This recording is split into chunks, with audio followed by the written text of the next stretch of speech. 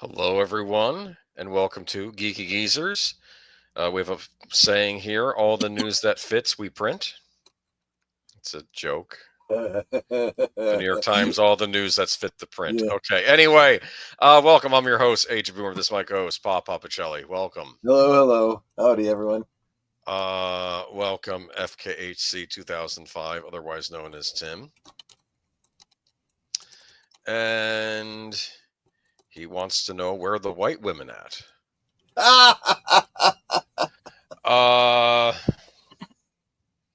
Hobby Lobby? No, I'm sorry. I don't know. I don't know what the first came off my head. I'm sorry. Well, not today. Today's Sunday. Hobby Lobby's closed today. Oh, that's right. They are closed on Sunday. Yeah, I forgot about that. All right. Darkwoods present Deleted Scenes Raid. Welcome.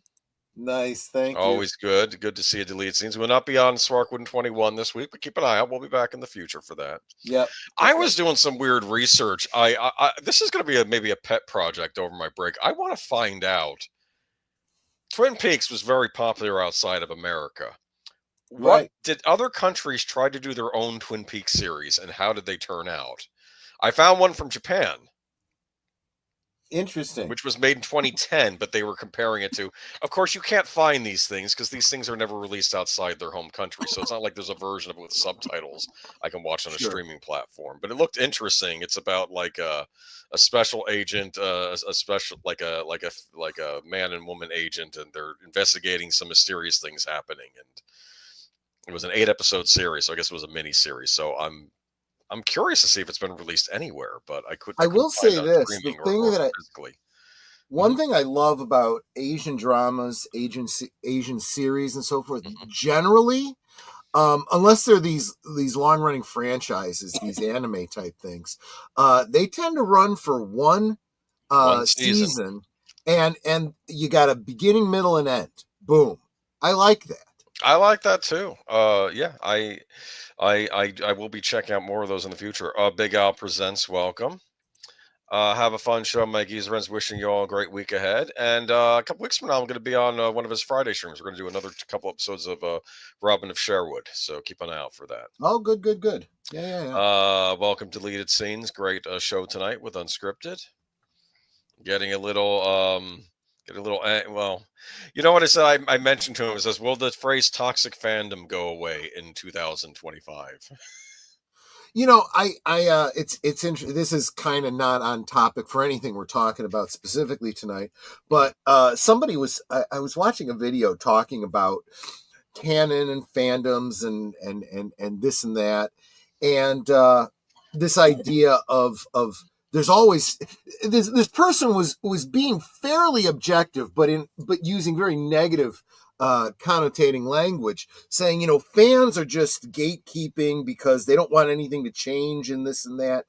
And I got what she was actually getting at, but the reality is there is a difference between the purists not wanting things to change and people that can actually be objective about mythologies and canons and stuff like that. And it is a fine line, but that's maybe a much deeper topic for another night, but maybe.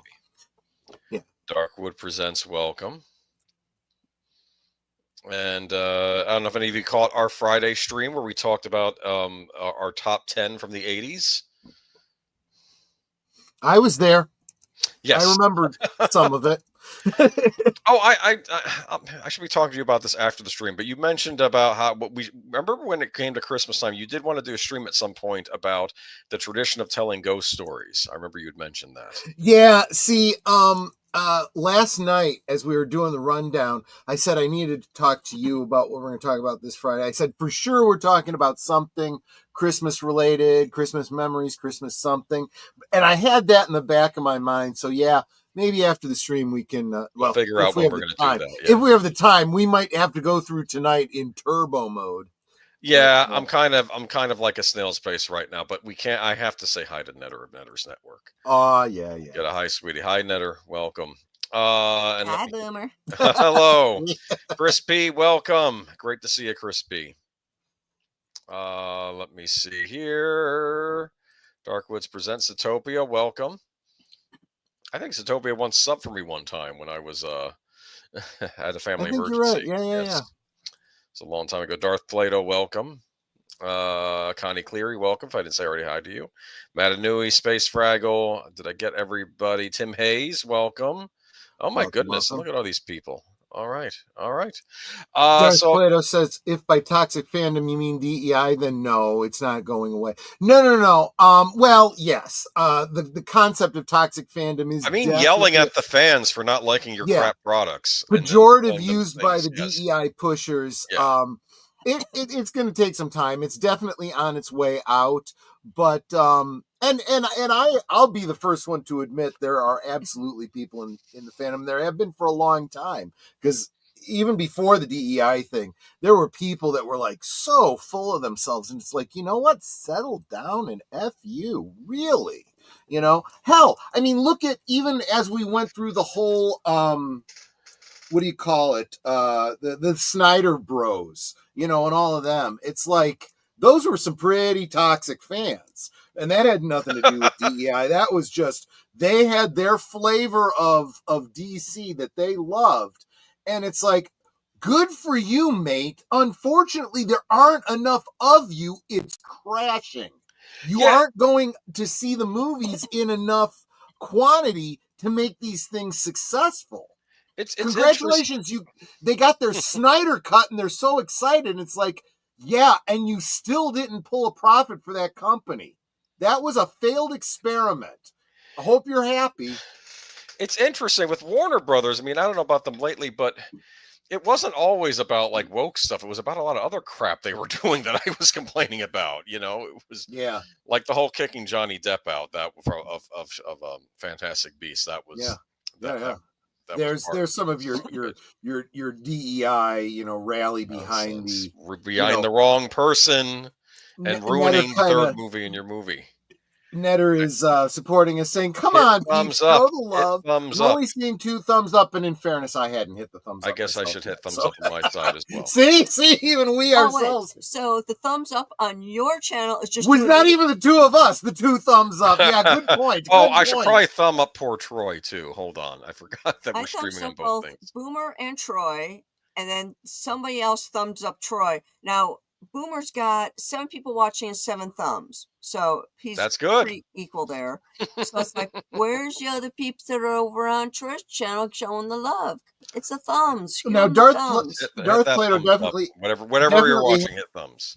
Darth Plato definitely has insight on this, being from academia, but it originates in universities, not entertainment. It has to be discredited and to be shown to lose utility in favor of some other system of trying to fool people with some far left scheme. And I think that's and we've those of us that are fighting the culture war have absolutely in different words maybe pointed that out, talking about being Heimerscheited and the whole Bud Light effect and so forth, and now we see it happening with Jaguar and everything. It's like people that want to make money for their company are going, oh, okay, obviously this isn't the way to go. But I honestly think it's happening in a way that nobody expected.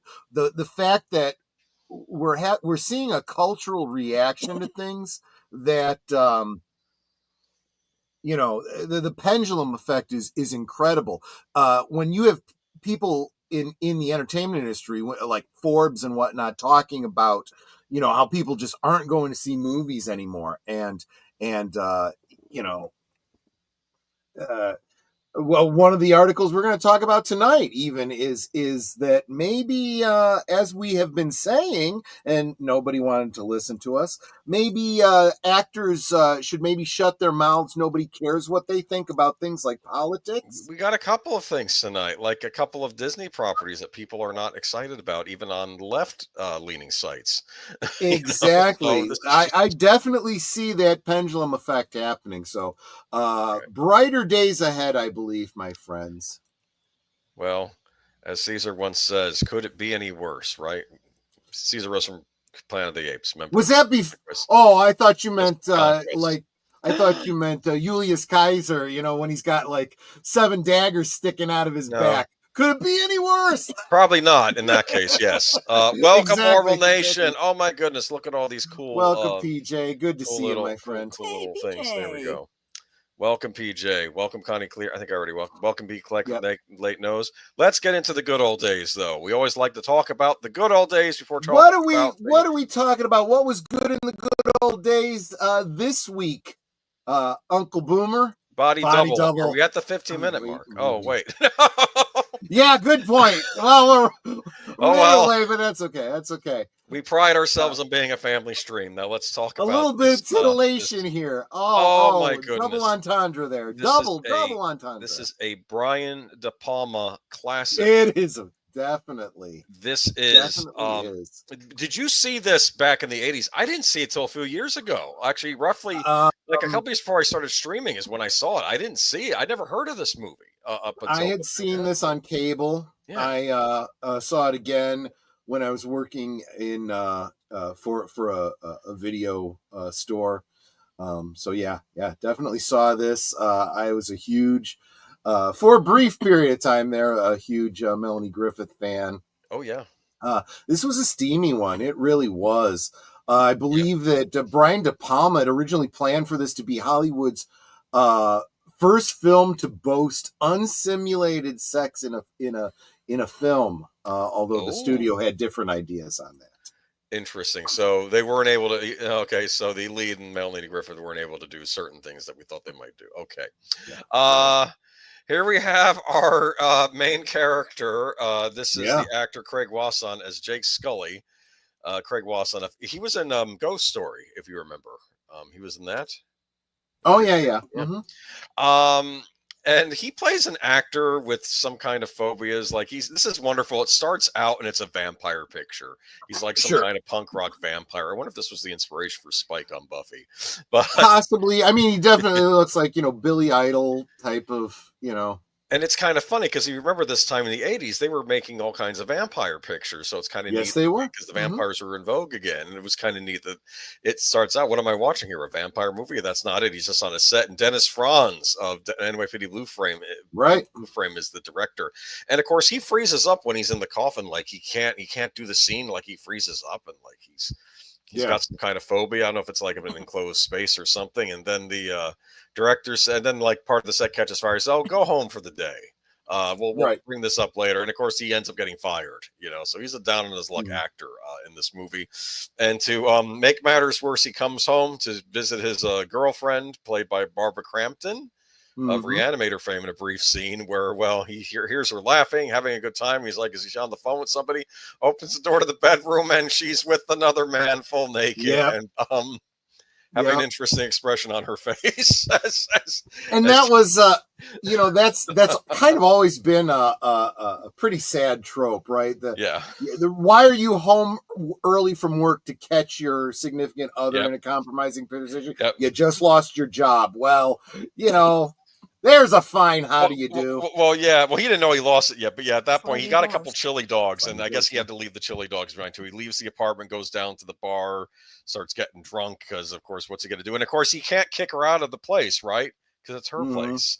Yeah, that makes it even worse, right? But he meets a friend of a friend, this rich guy that has a very fancy kind of penthouse style house or whatever. It's like all the way up on the hills, like in Hollywood, and a lot of plants around the house. He needs someone to water his plants while he's on a trip. And he says, I'll let you stay at my place. Why don't you water my plants? And there's even a bonus if you look through the camera across the way. This lovely next door neighbor lady does a sexy dance in negligee where you can see all of her assets. Assets. That's a good way of saying it. Yes. And and he's looking through the telescope, and it's like 8:00 sharp each night. She's there, and then he sees her in person as she's leaving, and he kind of becomes infatuated with her. Very much playing off the whole Rear Window type trope. Rear Window, there've been a lot Vertigo too. Yeah, that's another one. There've been a lot of movies that have. There's a Vertigo element here too, without getting too into the spoilers. Go ahead. this is Brian De Palma, and he was very much trying to do, what can we do, a Hitchcock style suspense movie in modern times, and I think he pulls it off beautifully. I think maybe this movie was maligned when it came out. I think it's great.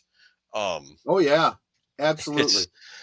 It's you have It's definitely definitely a thriller. I think some have referred to it as an erotic thriller. Real quick, want to say hi to LaDonna's Dragonstorm. Welcome.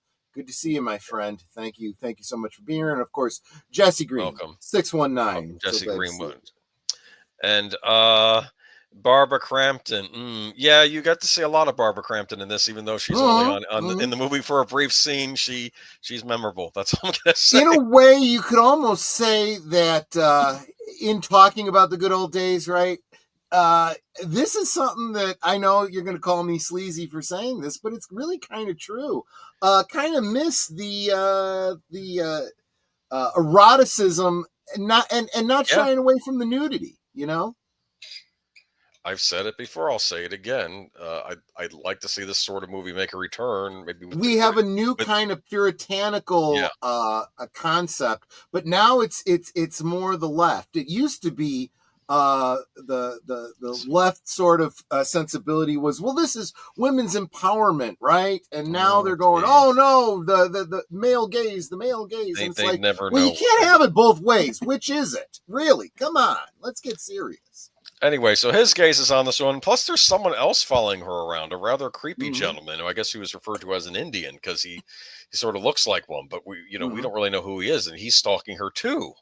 Right. And he finds her at the beach, and she says someone's following. He says, "I know," like she's accusing him. But then the creepy guy who was chasing her grabs her purse. He chases him to an alley, and then he gets his weird paralyzing fear again. But it almost looks like they're about to, this here's something else. This scene actress, here. Hold on, let me get her name. I think it's a Deborah Shelton. That was who she was. Yes. Yeah. Look at the framing on this, and yes, I know you're obviously focusing on one thing in particular, but what I'm talking about specifically is them in the foreground, the background definitely being out of focus. Yep. It's surreal. It does have that very Hitchcockian kind of framing to it. It's pretty clear what De Palma was going for here, and I think it's I don't know if it's subtle or not, but most people don't key into it to look at it and go, oh, I see what they're going for here, and it's almost as though this is shot on a back projected kind of thing. Like it is. It's obvious too when you watch it, but it doesn't matter because it just gives it a weird effect. Like it's it's playing in the trope of it's a Hollywood movie about Hollywood movies, and it takes place in Hollywood, because it's in Hollywood, and he's an actor, struggling actor, and this woman who lives in the rich part of town. There's the creeper that's following her. Right. Exactly. Well, eventually when he's looking out the window, he sees her on the phone. He calls her and says, "There's a man in the house." And, it's too late. He starts to strangle her with the phone cord. Right. She survives. And the guy runs, our leading man, Jake, runs into the house. Of course, the dog attacks him instead of attacking the stranger in the house, because I guess he couldn't get to the stranger, or maybe that's a clue about something. I don't know. And Darkwood says meta, as the young folks say. Yeah, there's definitely a lot of meta elements to this film. That's true. It's true. And unfortunately, she gets murdered with a drill. And I don't want to use the phrase phallic symbol, but she gets drilled. She gets drilled literally. Yes. Yeah, and the way it's shot too, it's so bad. So she's dead, and of course the cop starts asking him. The detective starts asking him, "I tried saving her." He says, "Really? Because I heard you were peeping on her, and we don't know where this other guy is, and why do you have her panties in your possession and all this?" which I think she threw in the trash. It's just a weird movie. Bret Easton Ellis once said, "This movie is if Alfred Hitchcock made like a softcore movie." That's what he said. Yeah, there's an element to that too. Or honestly, I gotta say, if you know Alfred Hitchcock, if he had made a film in the modern day, because let's face it, probably would have been totally like that, would've. right? Because he was always trying to push the envelope. He was just hamstrung by what was allowed in movies at the time. You could almost say that Alfred Hitchcock was of his time as well. Yes, probably restrained by what he was able to show. He tried sneaking things in there, though. There's a particular scene in North by Northwest where I think Cary Grant, Eva Marie Saint are in the one car, and then you see the train go through a tunnel. I think that was supposed to symbolize something. Yeah. He was trying to get at something there. Yeah, that's true. So he ends up after the cops interrogate him, he's watching. I guess he gets I don't know if he gets the Penthouse channel or the Wicked channel or something. I guess early '80s, mid '80s porn was a industry was a thing. Oh, I said a word I wasn't supposed to say. Oh well. Anyway, so here we are, and he finds out that one of the actresses in these adult films, that's a better way of saying it, played by Melanie Griffith, is doing the exact same dance he was seeing his neighbor do, and he's like, "This is strange. Yeah, I'm gonna go investigate this." So he goes to audition for one of these parts, and then it turns into I'm not kidding you, a Frankie Goes to Hollywood video, literally with the lead.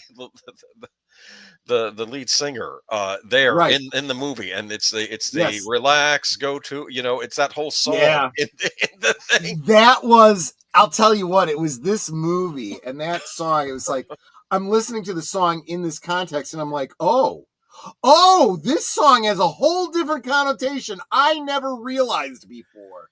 Yeah. Before Cinemax was a thing. And to be fair, even though they don't show too much, I mean, you see some nudity in it, but it's not as as much as you see in one of those late. Definitely one of those elements. Well, you saw, I mean, what was it? Holly Does. The bottom was cut off, but it's like, if you don't even have to know the adult industry to know what they're homaging. Oh yeah, Holly Does Hollywood. That's actually kind of clever. I just caught that because it's Hollywood and her name's Holly. Yeah, yes, it's exactly. Very rare. There's Melanie Griffith, who I believe had just had been kind of on the outs acting wise, but got kind of made kind of a comeback. They thought of this as a kind of comeback after like Working Girl and so forth. Yeah, but and of course he goes on disguise as a guy. I'm going to start my own movies, but he's trying to get to the bottom of, and I don't want to say anything more, otherwise it's going to be spoiler, but there may be some Vertigo illusions. All is not what it seems, and there's still a killer on the loose, and he's got to. I'm glad you didn't spoil it, because I can tell everybody, look, if you haven't seen this movie and you are intrigued for whatever reason we may have said something that may have piqued your interest, it is available for free on Tubi. So you can just watch it. That's great. I didn't realize that. Okay, you can catch it for free on Tubi. Commercials. Hopefully they leave everything in there, but regardless, it's worth checking out. And like I said, recently, I think Sony did a remaster of this, and it's available on 4K Blu-ray now as well. So definitely check it out. It's a Brian De Palma classic. Is anything ever what it seems? I don't know. Deleted scenes. But yeah. Did you know he used to lobby for the legalization of LSD? Whoa, I didn't know this. No, I didn't. But that honestly, yeah. He was. A lot of these Hollywood characters were characters, and I think there was a lot going on behind the scenes we didn't know about. Unfortunately, we know way too much about the modern Hollywood people, because they can't keep their mouth shut. You just said that this one recently got a 4K release, a 4K remaster. Comes with a Blu-ray and a digital copy. One film that apparently we won't be getting a 4K release of is David Lynch's The Straight Story. At least not here in the United States. Only if you're in France are you going to get that. I don't know why. We don't have an article on that or anything. Just throwing it out there because I just heard about it. We'll probably talk about it a little bit more. Probably on Live from Sparkwood and 21 in the near future. I have to be honest with you. It took me forever to finally get Lost Highway, because Lost Highway kept getting released, and there were problems with all the releases. I think Lynch got angry at a Blu-ray release that came out a while back of Lost Highway, said he didn't approve it. Finally, Criterion put it on Blu-ray and 4K Blu-ray. So, and then every time I tried getting it when there was a Criterion sale going, it was always sold out. So finally this year, I got myself Lost Highway on regular Blu-ray, rewatched it. It's still as brilliant as I remember, and look forward to talking about that someday. Patricia Arquette in that. That's another nice looking. That's another in this way. Lost Highway is another one of these movies that push the envelope in that way. Yeah, David Lynch. I don't think people give him enough credit for because they get focused on all the wrong things. He definitely was good at pushing the envelope. Yeah. Oddly enough, though, I still have Straight Story on regular DVD because it came. I got it when it came out on DVD back in the day. So I saw that in the theater too. It was at an art house theater. Yeah, this isn't. It isn't David Lynch. It's Disney. That's no. Well, there's your story. They used to have a good relationship with Criterion, though. Why don't they just let Criterion put it out? Maybe they don't anymore, but they used. Let's be honest. This is Disney we're talking about, so come on. Come on. All right. I mean, they put Wally out through Criterion. Just let them have the Straight Story. They'll put it out. Wally. Yes. Geeky Geezers. Tonight's show. Yeah. What are we talking about with these Geeky Geezers here? Tonight we are talking about Ubisoft again. I promise you we'll stop talking about them at some point. If the we're going to stop talking about them because they may not exist in the near future the way they keep going. This is, So this is the first one. Ubisoft closes 2 studios and reportedly lay off hundreds of employees. That's not good. From IGN, it's been a tough year for the games industry with multiple studio closures and layoffs, and how we enter December, Ubisoft continues the trend. As highlighted by GameFile reporter Stephen Totillo, Ubisoft is shutting down its San Francisco production studio and Osaka, Japan office. Will be ramping down its production team located in Sydney, Australia. The total employee cuts are expected to be around 277 people. As part of this, Ubisoft is ending services for its free-to-play shooter X-Defiant, with the servers for the game shutting down on 3rd June 2025. This particular game, led by Ubisoft San Francisco, launched earlier this year in May, and half its team is now reportedly moving to other projects at Ubisoft. Ubisoft had hoped the game would compete with Call of Duty, but recently was denying shutdown rumors amid declining playing numbers. I'll be blunt. I don't think I ever heard of that game. Yeah. I mean, granted, I'm not always with it with some of these games, but let's face it. It comes down to, if you didn't hear about it, then somebody in marketing didn't do their job. Yeah, Apart from X-Defiant, Ubisoft has released titles like Skull and Bones, Star Wars Outlaws, Prince of Persia: The Lost Crown. I think one of those was good in 2024. It also got Assassin's Creed Shadows in the pipeline for 2025. Just released it already. Ubisoft ripped the Band-Aid off. Unfortunately, many of these titles released this year have fallen short of certain targets. I think they're pushing Assassin's Creed Shadows off to get it in a different quarter recording for sales. Yeah. I think that's the only thing that makes sense. Because they know it's going to do poorly, and it's going to look bad if they do it all at once now. Yeah. I don't know if this article is bearing the lead, but I do think that Nate makes a great point. DEI is literally killing video game companies. They better wake up before there is no industry. I wouldn't worry too much about that. I feel that these bigger companies need to get black-eyed and maybe disappeared. Look, this is what the free market system is all about.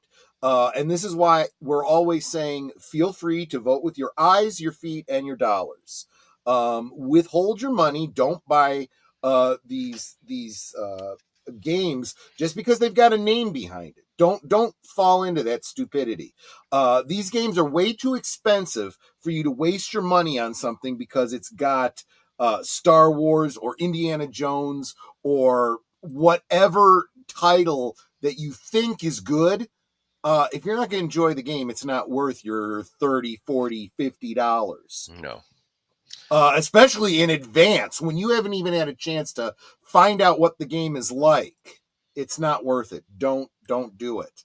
And I think a lot of gamers clearly are aware of that and are voting with their dollars.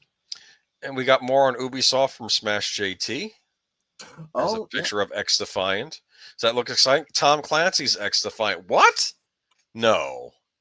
Hold on. I just saw the Tom Clancy thing on there. Do those look like Tom Clancy characters?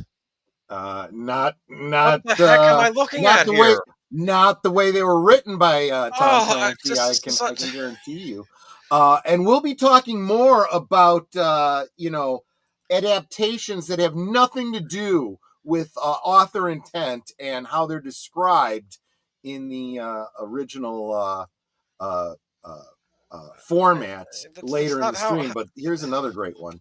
The recent shutdown of X Defiant, alongside the closures of production studios in San Francisco and Osaka and layoffs in Sydney, feels like the first tangible domino to fall in what could be a chain of reaction that defines Ubisoft's ultimate demise. A leaked memo from Ubisoft CEO Yves Guillemot has been obtained, hinting directly at even more layoffs to come and evolving and quote unquote evolving our organization to adapt as well. The company's trajectory appears very grim. Not that anyone paying attention to Ubisoft over the past year especially would be surprised about it. Yeah. The question now isn't whether Ubisoft can stabilize, it's whether it can last even until the delayed February 2025 release of Assassin's Creed Shadows. That's how dire it's starting to feel. First reported by Stephen Totillo, Ubisoft has announced the closure of San Francisco. We already mentioned that, but it said half of the X Defiant team is being reassigned to other projects within the company, but there's no guarantee that they will stay on for the long term either. Positioned as a competitor for Call of Duty, the game faced declining player numbers and failed to meet even minimal expectations, despite earlier denials of shutdown rumors. Ubisoft lied about that too. Shocker. That's just smash. Yeah. Well, I mean, it comes down to if this is all I have to judge it on, and I'm looking at these characters, I'm thinking, this is not how I want to see myself represented. I don't want, game avatars that have had way too many Oreos and Doritos. Okay. I want in my fantasy to be what I am not, right? I want to be, see the lean, mean, fighting machines, that you expect from a Tom Clancy novel, not not some, people with hair colors that don't exist in reality, that don't look like they could parkour their way out of a Walmart. I mean, it doesn't make any sense because you look at Sam Fisher. He's this big, bulky dude, with cropped hair. He may not. It's very short unless he's balding, and he's in this like stealth getup. That's all black, and so he can hide in the shadows and things, and that makes sense in a Tom Clancy universe. I don't know how we've gone from that to this.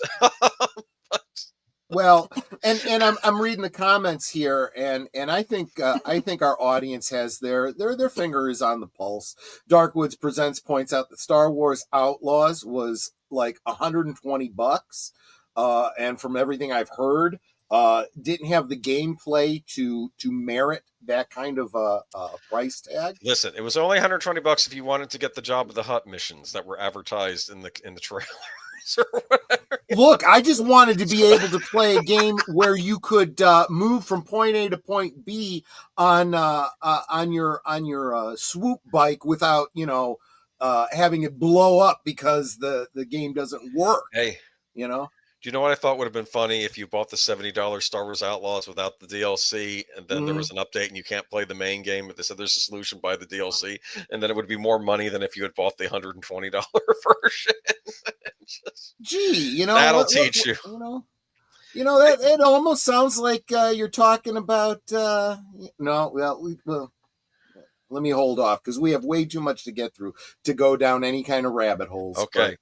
But, Geek Flag says, now wait a minute, Troy, the new Indiana Jones game that dropped today surprisingly pretty good. It has gotten good write-ups, I'll say that for it. It's not and if you are speaking from experience, you've bought the game and enjoyed it, I'm not saying don't enjoy it.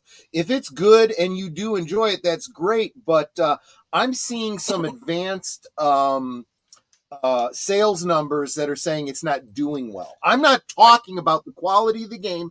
I'm just talking about real world sales. And sometimes games are not how they do is not going to be predicated so much on whether or not it's a good game. It's going to have to do with how perception is, Well, whether it's marketing or previous games by that same company.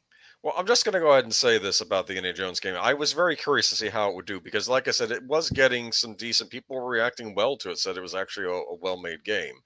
I think two things happened. One, Xbox, right now it's Xbox exclusive, and Xbox is not very popular right now. I heard it is coming to PlayStation 5, but I think you can only get it on PC and Xbox. I don't know how you can get it on PC if it's available in the Steam store. Remember, these things don't exist in a vacuum. I think that the last Indiana Jones movie did so poorly, people are going to look at this game and go, well, no, I think Lucasfilm killed the brand. I think that's what happened. Yeah, they did.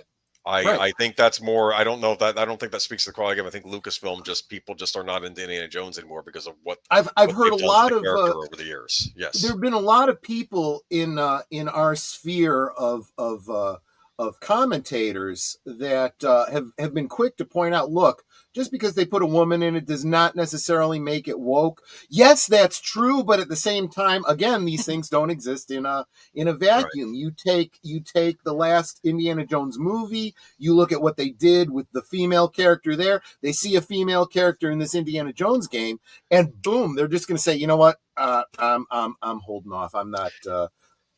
I'm holding off my dollars because from what I saw, the writing was even decent in this new game, which means they probably could have used that for an Indiana Jones movie, maybe. But yeah, people have liked it, but I think it's just I don't know why it's not selling. But we'll have more on that next week. We'll have more of the numbers on that. Yeah, It like Nate said, it just dropped today. I'm just talking maybe early Buzz sales will make numbers. it sell. I don't know if you have Xbox in the next. In the upcoming week, we will have more to tell you about that. I'm just talking early impressions, but I'd never heard of X Defiant though, and no, I hadn't either. But here we go. Yeah. Everybody was talking about this week. Yep. This is a Grand Theft Auto DI employment certifications highlight the quiet shift threatening Rockstar. Dan Houser left Rockstar in 2020. In 2023, Michael Unsworth, another veteran writer and key creator behind GTA 4, GTA 5, Red Dead Redemption 2, also left the company. Why did these departures happen? What's going on at Rockstar? To this day, no one really knows. Houser, notoriously private and media shy, has remained silent on the matter, and Unsworth's exit only adds to the uncertainty. One notable example of Rockstar's shift came in 2022 when they censored content in Grand Theft Auto 5 Expanded and Enhanced Edition. This I was not aware of. I was surprised at this. This updated version of the game removed elements that allegedly maligned individuals who identify with a gender that's different from their anatomy. These changes include the removal of certain caricatured NPCs and in-game props such as signage referencing drag performers, dialogues, which is not the same thing. Never mind. Dialogues perceived as mocking toward the rainbow community were also edited out. The thing about Grand Theft Auto, at least in the old days, it made fun of everybody. It would go after the right and the left. No one was safe from being made fun of. Right. White, black, Latino, anybody gets made fun of in those games. Because let's face it, that's what this kind of entertainment is supposed to be. I don't care if it's games or comedy or movies or whatever. It's like, look, just drop your reverence filter, nail everybody, and in a way kind of piss off everybody, and in a way you should be appeasing everybody, except for that tiny little sliver that are too damn sensitive that you should even be caring about their opinions. Let's be honest, Yeah. A troubling pattern emerges when re-examining the certifications held by Rockstar employees, particularly among senior members. So you have to get certifications there now. At least 60 employees that completed a course called Unconscious Bias, with many of these certifications being awarded between 2020 and 2021, the same period during which Dan Houser left the company. He was one of the big founders of Rockstar Games, did a lot of the writing on all the many of the Rockstar games. I think the last thing he worked on was Red Dead Redemption 2. So what is this course? The Unconscious Bias certification, as described on platforms like LinkedIn Learning, aims to teach participants to recognize and address unconscious prejudice they may hold. If you are a certain color, you are, and you have no control over that, you are unfortunately the bad guy. that's just the way it is. Apparently, in this modern sensibility, we're somehow going back to those judging people by their immutable properties. Do these DI certifications involve rubber walls? They May. should, yeah. They really should. And of course, we're going to go over to this. Goes into our next article from Fandom Pulse, and this is Grand Theft Auto 6 developer targeting white people with DEI indoctrination courses. YouTuber Eddie Mian, I've seen his channel before, with the help of that Park Place writer Francesco Solbach, we know Park Place, uncovered that Rockstar was funneling its white employees into DEI indoctrination course called Unconscious Bias, run by Stacey A. Gordon. Ed Mian said the unconscious bias thing was a big part of the scoop because whenever people claim that white developers specifically are not being targeted or forced to comply to the beliefs or whims of others, I mean, it's simply not true.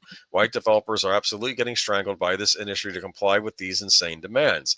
Specifically, Ed Mian detailed this unconscious bias, by the way, is not just some random thing, but what Francesco was able to discover was that it was actually a mandatory course that was pushed onto employees of Rockstar. Which ones, you may be asking?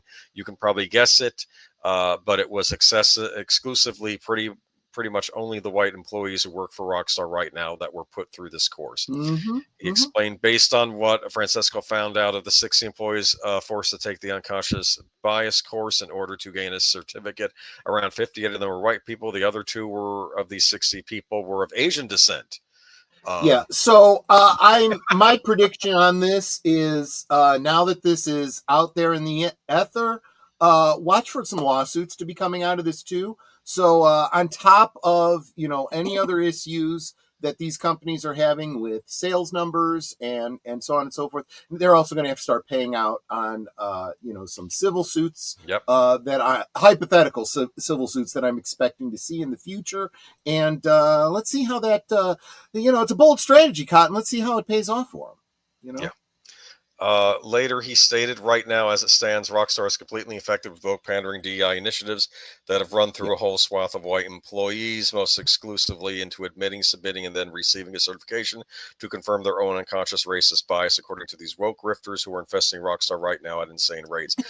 Rockstar is a very powerful development studio. Grand Theft Auto 5 is still extremely popular because it has a very popular online mode. Where you do have to pay money to get in-game currency. It's one of those types of games.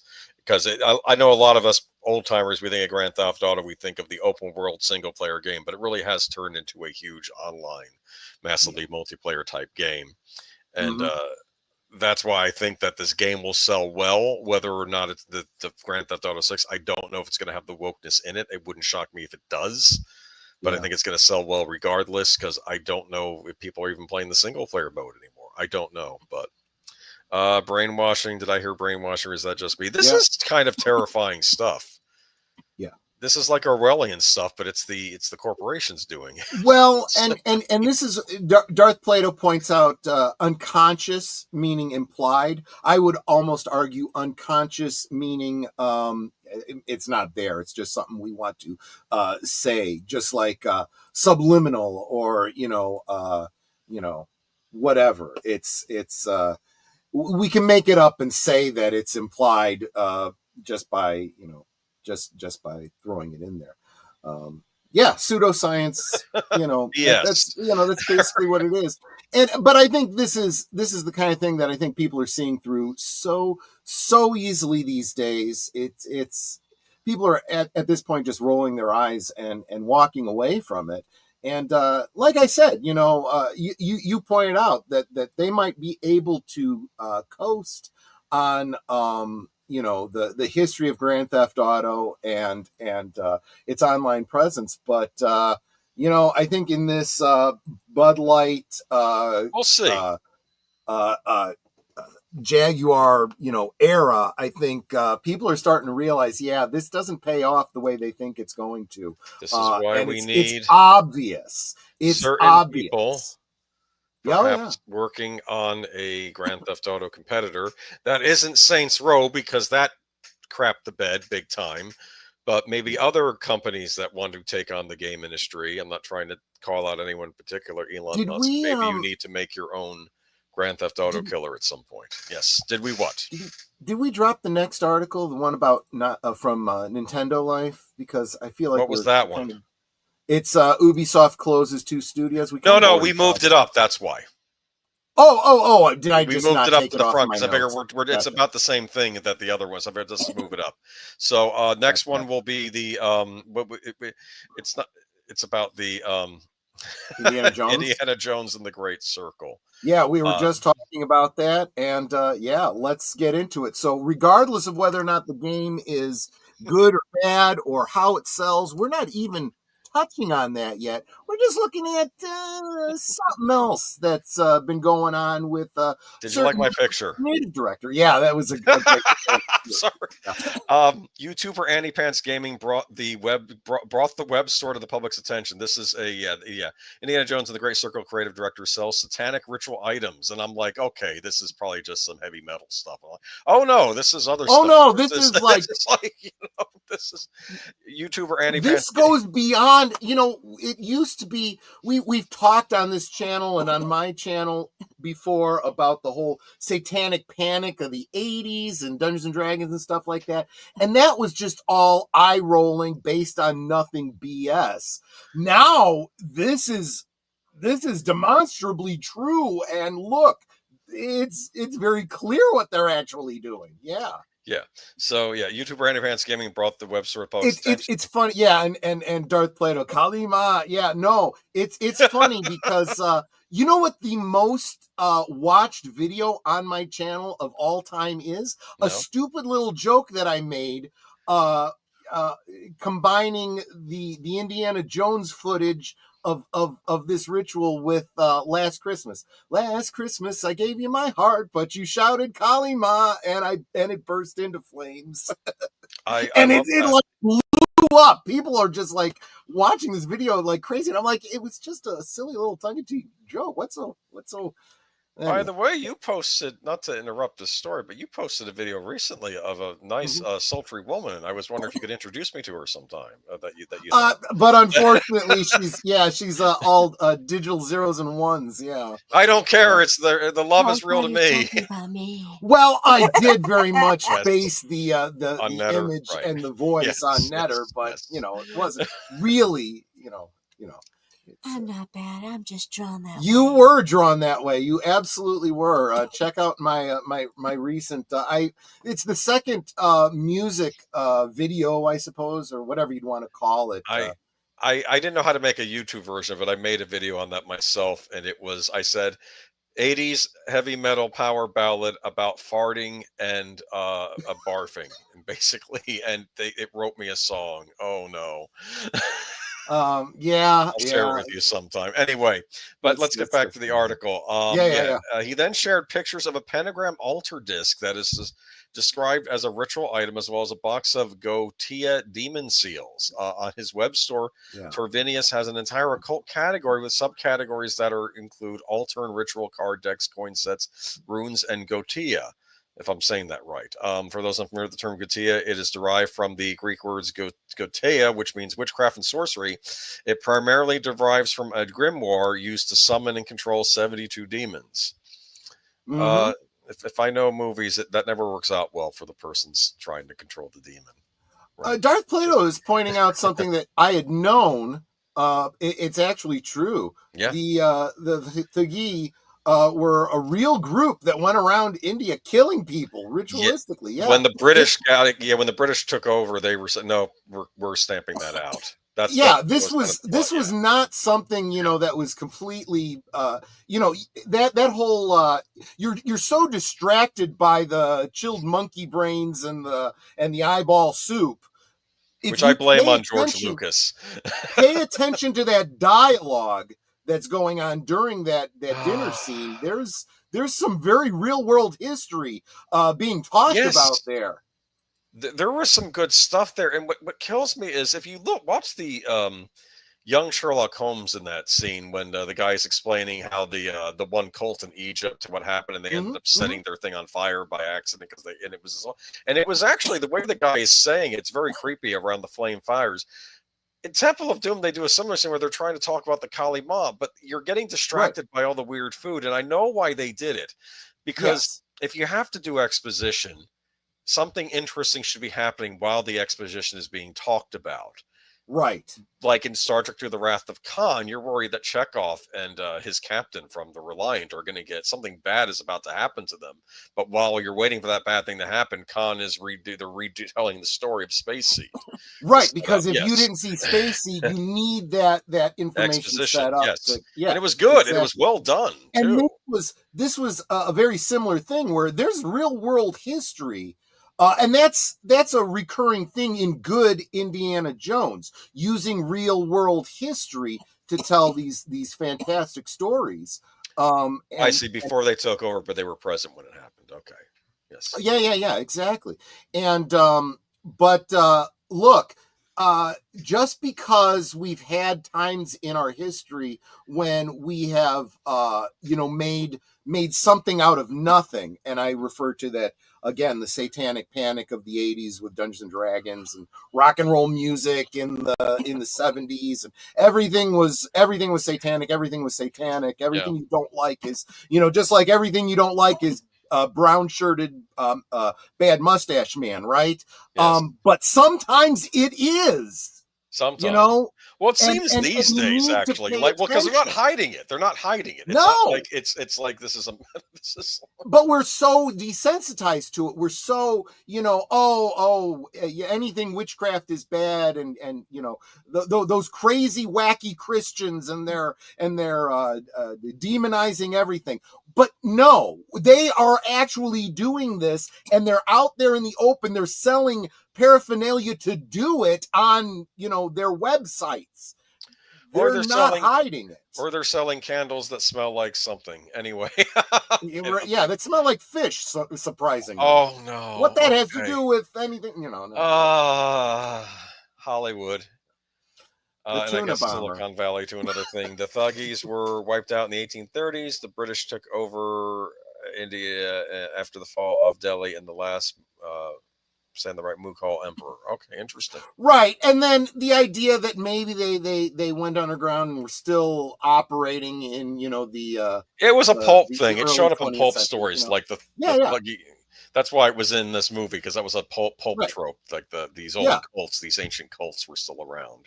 Yeah. And of course, if you're watching the movie in the 80s, like, oh, this is a bunch of Satanists, even though it's a different culture, different religion, But same thing, right? But this whole idea of very dark, very evil spiritualism that requires blood sacrifices and so on and so forth, doing very, very bad things. Unfortunately, it's existed throughout history, throughout cultures, whether it's Christianity and Satanism, whether it's, Hindu and the Thuggy, whether it's, the Maya, the Incas and the Aztecs, and their rituals, They discovered something, I think, in one of the Mayan ruins where they sacrificed a lot of people. And they just found tons and tons of skeletons. And you could just imagine how many people had to be killed over how much of a period of time for that to have happened, There's a reason they probably disappeared. And they were advanced in many other ways, but it was just... Darth says, I read about the Thuggy. It's a hard read. I can imagine. I don't need to, know. Well, I mean, who knows? I may do some research into these. Very clever. But I brought up, what was it, Molaram, as he was the villain in the movie, because it's like the creative director of this Indiana Jones game could be a villain in an Indiana Jones movie. Yeah. Story, kind of true. Kind of true. Yeah. But anyway, moving on to Perfect Dark. Yeah. Who here in the chat knows what Perfect Dark is? Sorry, go ahead. I apologize. Real quick, I wanted to say about all of these game industry articles we're talking about tonight. I just summed them all up with one picture of like a gaming console with all the computer game icons behind it and flames in front of it. Because it's like the whole gaming industry is just burning down, you know? Anyway, it doesn't help when you vilify your entire audience, your everyone that would buy your games are bad people. Okay, fine, we won't buy your game. Screw you. Yes, so it's from Smash JT. I think he was also citing. He recognizes John Trent. Oh, okay. It's becoming quite the disturbing trend in the gaming industry that I will forever never grasp. Developers entrusting with shaping beloved franchises are openly expressing disdain for the core audience and potential customer.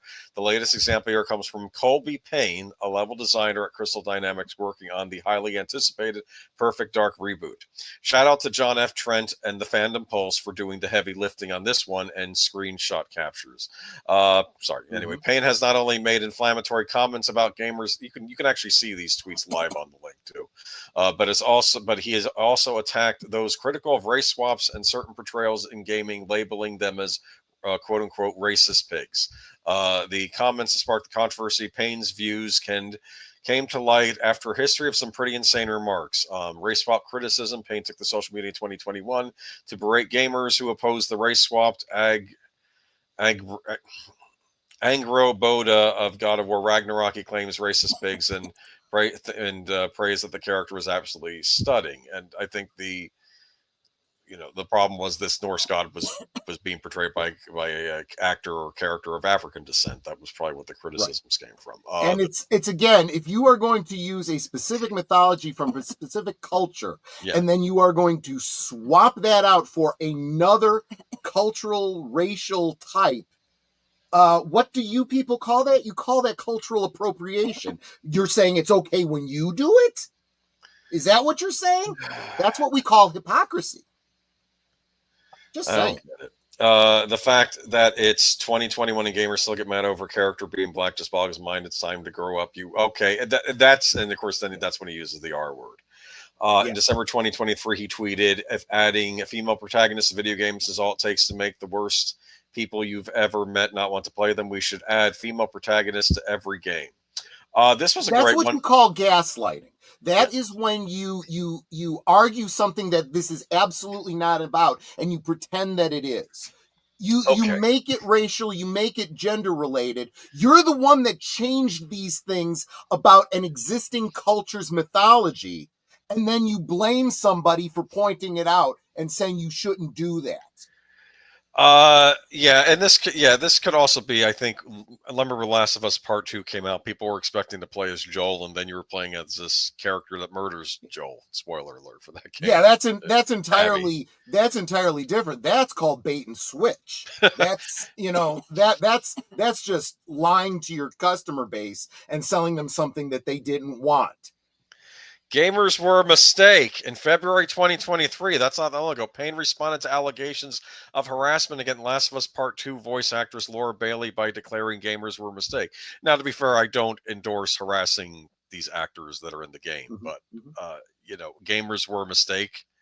A couple of trolls online doing it, and you're blaming the entire group. Bigotry accusations in June 2023 lashed out. And it's not like we don't know what happens when you completely alienate a group. I mean, I know this is about gaming, but if we were to look to another entertainment industry... And if you don't like my politics, don't buy my book.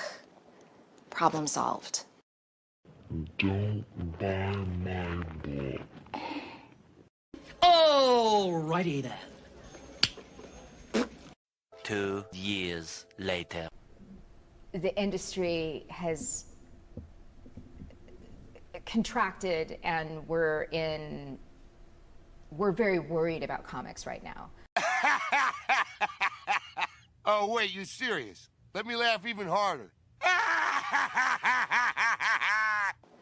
Problem solved. Right?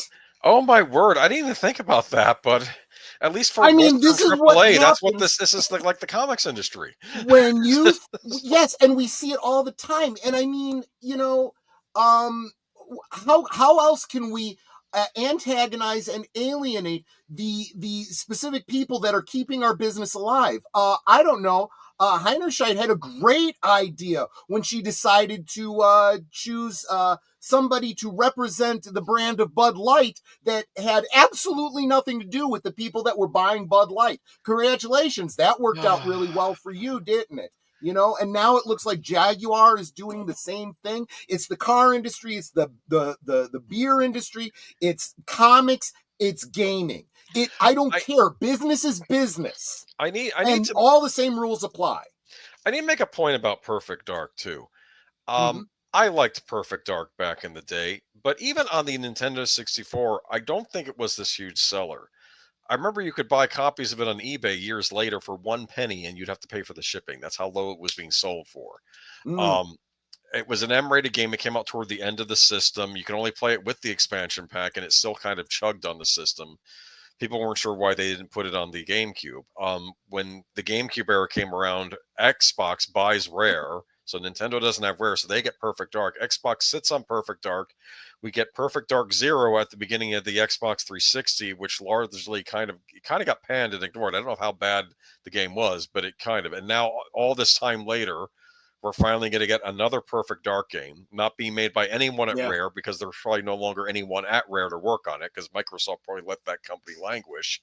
And now it's going to Crystal Dynamics, the Tomb Raider people, who kind of didn't treat that property so hotly either. And now they're being put in charge of this one. And now Joanna Dark has a lantern jaw. I'm just saying. Oh, yeah. Yeah. I don't have a picture of her. This is yeah, but there was a lot of people passing around memes and tropes pointing out, you know, this is what the character used to look like, and now she looked like a man. Well, it's weird, because on Nintendo 64, I wouldn't say she had like a ton of sex appeal, but she still looked feminine, looked like a woman. Yeah. She looked like a smart British lady. The idea behind Perfect Dark, if I can explain it to you, GoldenEye 007 for the Nintendo 64 was a very popular game, sold very well. Nintendo didn't want to pay for the Bond license for another game because they got it real cheap when they made GoldenEye, and after that, it would cost them a lot more money. I think EA picked up the rights. They said, we're going to make our own spy series. We'll set it in the future. It's still going to have a British spy, and it's going to be a lady named Joanna Dark. Also, probably because they couldn't get Lara Croft Tomb Raider on the Nintendo 64, so they said, we're going to make our own, in a way, kind of combine GoldenEye with Lara Croft and make a unique thing. And it takes place in the future, like a future spy. Yeah, and Nate is making a great point in the comments. He says, these arrogant bastards are patting themselves on the back while patting so-called minorities on the head. Like, you're supposed to be happy about the secondhand carriers. I mean, it's patronizing. It is tokenizing. It is not, in quotes, representation. Honestly, these people pushing this artificial representation are the racists. This is the point that I think everyone sees clearly except them. All my heroes are dead. Oh, well, let's keep reading. Mocking gamers, he was referring to streamer XQS meeting with Donald Trump as supporting bigots, which I thought was ridiculous. Mm-hmm. Yeah, I'd like to know one bigot that he was supporting that, you know. He was talking about, he's referring to the president as that. That's because I guess a gamer. Yeah, and I would like some attribution of in what way do they think he's a bigot? Just because other people on social media have said it. Seriously, I have yet to hear anybody point to a policy, an action, or a phrase that he has said that is in any way racist. Because I've seen plenty of people that supported him that have come out with personal reasons for why they know he's not racist. Yes. Because he's done something to help them, to help their community, get them jobs and so forth. You know? They were all fine with Donald Trump until he ran for president. I'm just saying. Anti-male lead. Payne often mocks gamers, once posting a meme from Kung Fu Panda to ridicule those who dislike female protagonists. Mm-hmm. Targeting, I don't think it's that people dislike female protagonists. They don't like the modern, girl boss female protagonists that are unappealing to men and a lot of women as well. Well, I mean, people love Lara Croft until they turned her into someone that looks like a man. Oh, and then decided she was a lesbian. Don't even get me started. Well, that's the Netflix show. I don't know if they ever went there with the games. I think they will go there with the next game. I think this Netflix show is testing the waters of what. In fact, I suspect you're going to see a lot of bad stuff in that next Lara Croft game, but we have to wait for it to come out. Also by Crystal Dynamics. Targeting critics in October, Payne dismissed legitimate concerns about Xbox's diversity leadership changes, particularly the hiring of Melissa Boone, by labeling critics as bigots hiding behind their burner accounts. Wow. After that, Phantom Post reported this information. Guess what happened? Of course, Colby ran and hid, but instead of protecting his account, nope. This time straight up, right to a deletion, similar to cockroaches. People are the same. They always scatter shining light of truth on them. But yeah, Payne has been working on Perfect Dark for the last 2 years. Per his LinkedIn profile, was recently promoted as a level designer 3. Recent gameplay channels, Perfect Dark haven't helped the situation. The character redesign of Joanna Dark faced pretty widespread criticism, mostly mocking her gigantic masculine jawline and lack of visual appeal. I wasn't alone there. Yeah, she didn't look good from what I saw. It could have been a bad pick of her, but I'm thinking no, it's probably just that. Manga lawyer joked, Joanna Dark's perfectly symmetrical masculine jawline makes her ideal candidate for disguising herself as a man on the most dangerous missions. Yikes. Okay. So Ion Fury's good. Play that game. Yeah. That was a boomer shooter. That was kind of an homage to games like Perfect Dark. But anyway, I want to say hi to Janice Zeal. I see you there. Thank you for the comments. Yeah. I think everyone is pretty much in on the. Yeah. Mm-hmm. It's ridiculous. We all know it. It's pandering. It's no. Just vote with your dollars. Vote with your feet. Vote with your eyes. Just. Okay. Well, I have some good news. Well, I didn't have good news with Grand Theft Auto. No one's going to buy this game. Perfect Dark, unfortunately, this game you actually have to win over fan community goodwill. That would be part of this because that's marketing. Yeah. I'm sorry, that's marketing. Getting people to be excited, the buzz. I don't know what happened to the game industry. I remember years ago, EA was releasing a Simpsons game. Right, they got the rights to they released a Simpsons game, and you got to see like a developer intro, and even the game developers, and it's hard to explain, but even they were kind of goofy in how they were selling you the game. Like these were the guys that should be working on a Simpsons game. Do you understand? Right. And it got you interested in playing the game, and now they're just lambasting the fans and yelling at them all the time. And I'm not hyped for Perfect Dark. I don't know if Crystal Dynamics has any experience working on first-person shooters. I don't know what happened to Rare. We always talk about these game companies going under. I've lost game companies, the game developers I loved, like Rare. I thought Rare, they were the backbone for Nintendo during the Nintendo 64 years. And then Microsoft bought them out. They were a British developer. And so now Crystal Dynamics now has their hands on this. Microsoft probably just threw it to them, hired them. This will be an Xbox exclusive, which means no one's going to buy it. And I don't know. I don't think anyone's hyped for this game, but who knows? Maybe they'll turn the ship around. What do you think?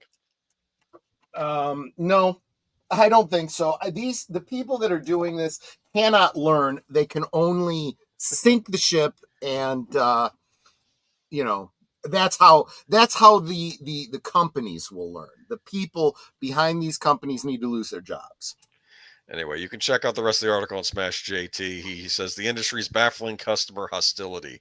It's not the whole industry, I want to argue. I think there are a lot of developers out there that are fine. I think it's mainly a lot of these AAA or type developers in the West that have gotten a big head on their shoulders when they frankly haven't earned it. Like, I'm a big fan of Night Dive Studios. They do a lot of remasters of older games. I never hear them talking to their customers like this.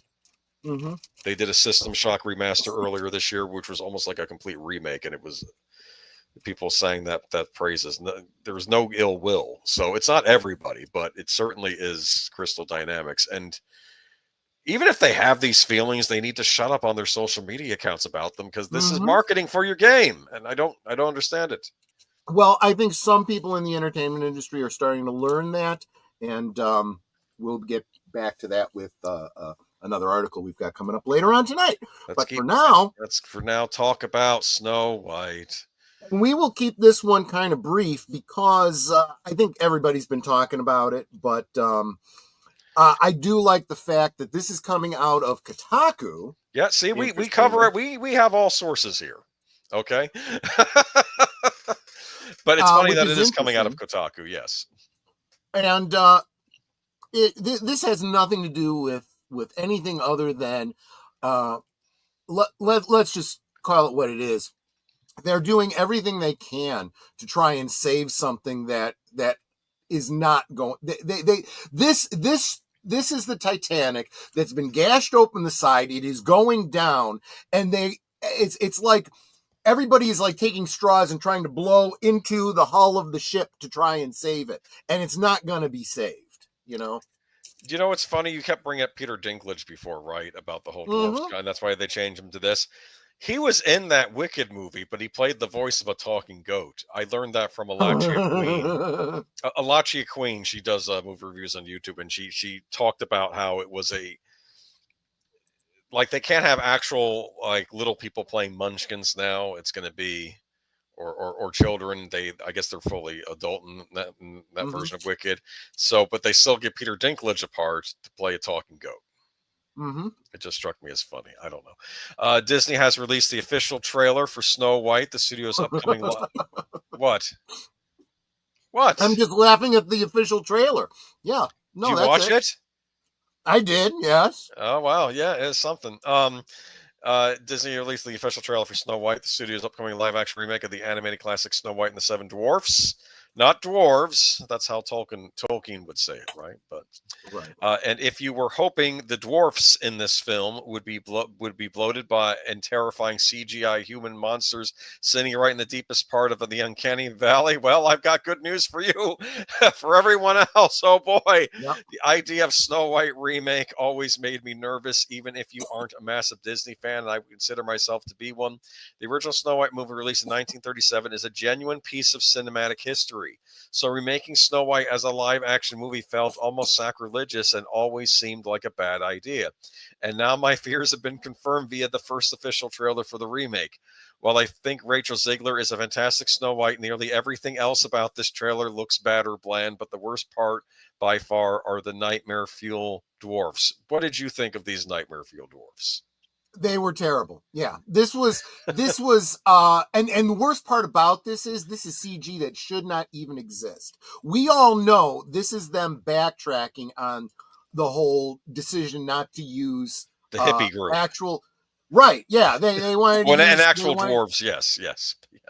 And this is just compounding a problem. Now, I'm going to bring another aspect to this. Darth Plato says it seems like all the channels are talking about this. I always say that we probably talk about a lot of the same things that other channels do, but we're probably going to bring a different perspective. And one perspective that I'm going to bring is keeping in mind that, again, this is an early trailer and we don't know all the details. We probably won't know all the details until this movie comes out. For example, the casting. Who is playing the Seven Dwarfs? Okay, who is going to be listed in the credits? Now, if you go and you look this up online, you will find somebody playing Grumpy by the name of Martin Kleba. Do you know that name? Do you recognize who Martin Kleba? Okay, he's a little person. Okay, well, that's fine. Chances are he was the one that was from that group. Picture in that the one person that was a little person. He's been in a lot of things, including Mirror Mirror, a lot of horror films, a Fishtail. He's one of those ones. He looks very, very familiar. You'd recognize him if you knew him. Anyway, the point is, he's the only little person listed. And he is apparently playing Grumpy. But then if you go to IMDb, he's not listed as playing Grumpy. He's actually shown way down as a creative consultant. What's he creatively consulting? What's it like to be short? I hate to say this. I don't get it. And then that probably was a conversation they had over there. Consulting as this is how you dwarf. Yeah, this is how to dwarf. That's exactly right. And then all of the dirty hippies, right, from that picture are listed as actors, but their role, dancer. They are dancers. Yes. Is there a dance number in this movie? No, I think that they're just being listed that way because they are, and this is pure speculation on my part based on nothing. Also, keep in mind, you can't trust IMDb. We won't know the facts until the movie comes out. This is all speculation. But these people being listed as dancer sounds to me like they're the motion capture people. You haven't seen Snow White until you've seen it in the original Klingon filmed on Rora Penthe. I'd rather watch that version than this version. Well, let's face it. I am kind of looking forward to the Daily Wire's version that'll come out contemporaneously with this. Snow White and the Evil Queen. It'll be hundreds of times better than this. This is just ridiculous. And you know what I noticed? The cynic in me. I remember there was a scene in the trailer where you have the dwarves on their mining carts and they're going all zigzaggy all over the place. I realized that's a reference to the Magic Kingdom ride that they introduced. Go on the Magic Dwarves mine cart ride. Yeah. Now they're throwing that in the movie because that was from the parks. Because they got rid of the classic Snow White ride. Because there was a classic Snow White ride where it was from the original Disneyland, that one, which I thought was really cool. They did get rid of that, but they built a new Snow White ride, which was more like a inside coaster type thing where you in dwarf cars. And I just see that in this movie, and I'm like, that's in there to promote the park ride. That's why this is going to be a huge embarrassment to them. There is nothing they can do to save this. There is no. This is a no-win scenario for them. If they're too far into it to not put something out, but anything they put out is going to fail. And there's no way they can recoup their losses on what they've already spent on this. The Daily Wire version has been put on hold with no explanation. They might be putting it on hold for a little while because they're worried that there's going to be bad fallout that could spill over to their version, maybe. No. I'll tell you exactly why it's been put on hold. It's been put on hold because they want to release it at the same time as this. And this keeps getting put out and put out and put out. That's the problem. It was supposed to come out in 2023, 2024, 2025. And Daily Wire's like, we said we want to put it out at the same time as this. We have no friggin' clue when it's coming out. So it's put on indefinite hold. Yeah. That's why it's on hold. This is Disney's Kobayashi Maru. Yeah, I think so. The unwinnable situation. Yeah. I heard rumor they were putting I think they were worried this was going to affect the Moana 2 sales, and I think they switched this out for Moana 2 to get the holiday sales for Moana 2. I think they know. They must know this is. They must know this is going to bomb. They do. They have to know. I think I think they have to release it theatrically because it doesn't make any sense why they would. There must be contractual obligations to have this thing released theatrically, because otherwise they would just dump it on Disney Plus and just say, "Hey, here's an exclusive that no one's." The irony is, all the people that would benefit from such contracts, it's going to kill their careers. It really is. Gal Gadot will probably survive. I don't think Rachel Zegler will survive this because for starters, she wouldn't shut up. That's what I meant. I mean, I'll say this, for all the criticism that The Little Mermaid took, that actress was perfectly. She didn't insult the audience, didn't raise up a ruckus. Rachel Zegler just won't shut up, and this is where we are. Okay. Yep. Were you interested in this? I was not at all. And honestly, what I've seen of it has not made me any more interested in it. However, I have been hearing good things about it. So I don't know. What was interesting was they talked about this on Midnight's Edge, and they were basically saying that Star Wars no longer feels like an event. And they were saying even IGN, I'm bringing up the IGN review because they said on the stream that they only gave it a 7 out of 10, which isn't a bad review, but it's also nothing to get real excited about. Yeah. There's a familiarity to the Star Wars skeleton crew that you can feel in your bones. Disney Plus's latest spin-off series is playing with a pointedly familiar presence, but it finds something compelling to do with the fact that unless you're the same age as the young cast, you've probably seen something very much like this Kids versus Pirates adventure before. It could all very easily verge into obnoxiousness, but it gracefully manages to avoid that in the first 2 of 8 episodes, thanks to the way it hints at something under the surface. That familiar feeling comes from nostalgia vibe to skeleton crew proudly wears on its sleeve. The plot follows a group of kids, each with at least one identifiable, defining personality trait. who strike out in search of excitement and eventually find themselves aboard a pirate ship while on the run from bloodthirsty criminals. Yes, it's all explicitly inspired by The Goonies, but also any number of kid-friendly or at least kid-starring adventures like E.T. or Stranger Things, though an opening scene, pirate brutality makes it clear the show isn't exclusively for the littlest Star Wars fans in the family. I have a question. Mm-hmm. Instead of making a Star Wars show that's supposed to be nostalgia bait for people that love the Goonies, why don't they make a Star Wars show that's nostalgia bait for people that love Star Wars? I know, right? I'm just the people that make the way it stands now is the first 2 episodes. There's a lot of good momentum carrying Star Wars skeleton crew forward after it sets up Goonies and space cast of kids who escape the suburban doldrums. I can't wrap my head around there being a 80s suburbia in like the post Jedi universe. That doesn't make any sense to me. No, you're absolutely right. And I guess there's some wibbly wobbliness with hyperspace, cut off from the galaxy. I don't know, whatever. It seems so unnecessary, but they're trying for the whole when you were a kid, you wanted to be part of the Star Wars universe, playing it out in that way. It's one of those things where you can just ignore this from canon. It doesn't really matter. Thank you so much, Darth Plato. Looks like Star Wars took a page from Muppet Babies. Kinda, yeah. And just like Muppet Babies doesn't really have any direct bearing on the Muppet Show, I would say I don't think this is going to have any direct bearing on the overall canon of Star Wars either. Do you remember the Muppet Babies episode where it was the Temple of Doom? Yes. Kermit the Frog is Indiana Where Jones. Gonzo was the Indiana Jones. Yeah. Yeah, or maybe it was Donzo. Yeah, it was just, I remember that. But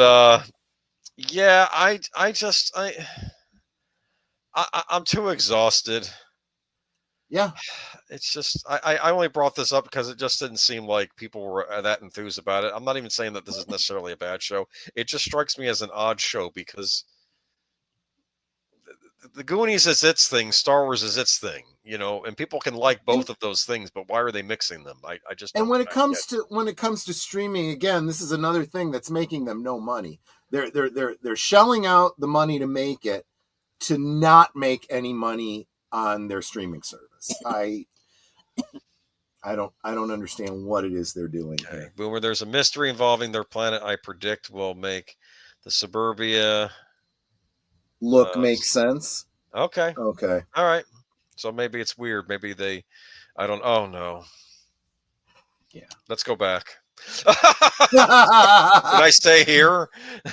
I can imagine you'd want to, yeah. So so at least they apparently Disney and BBC know that what we've known for a while, Doctor Who is dead.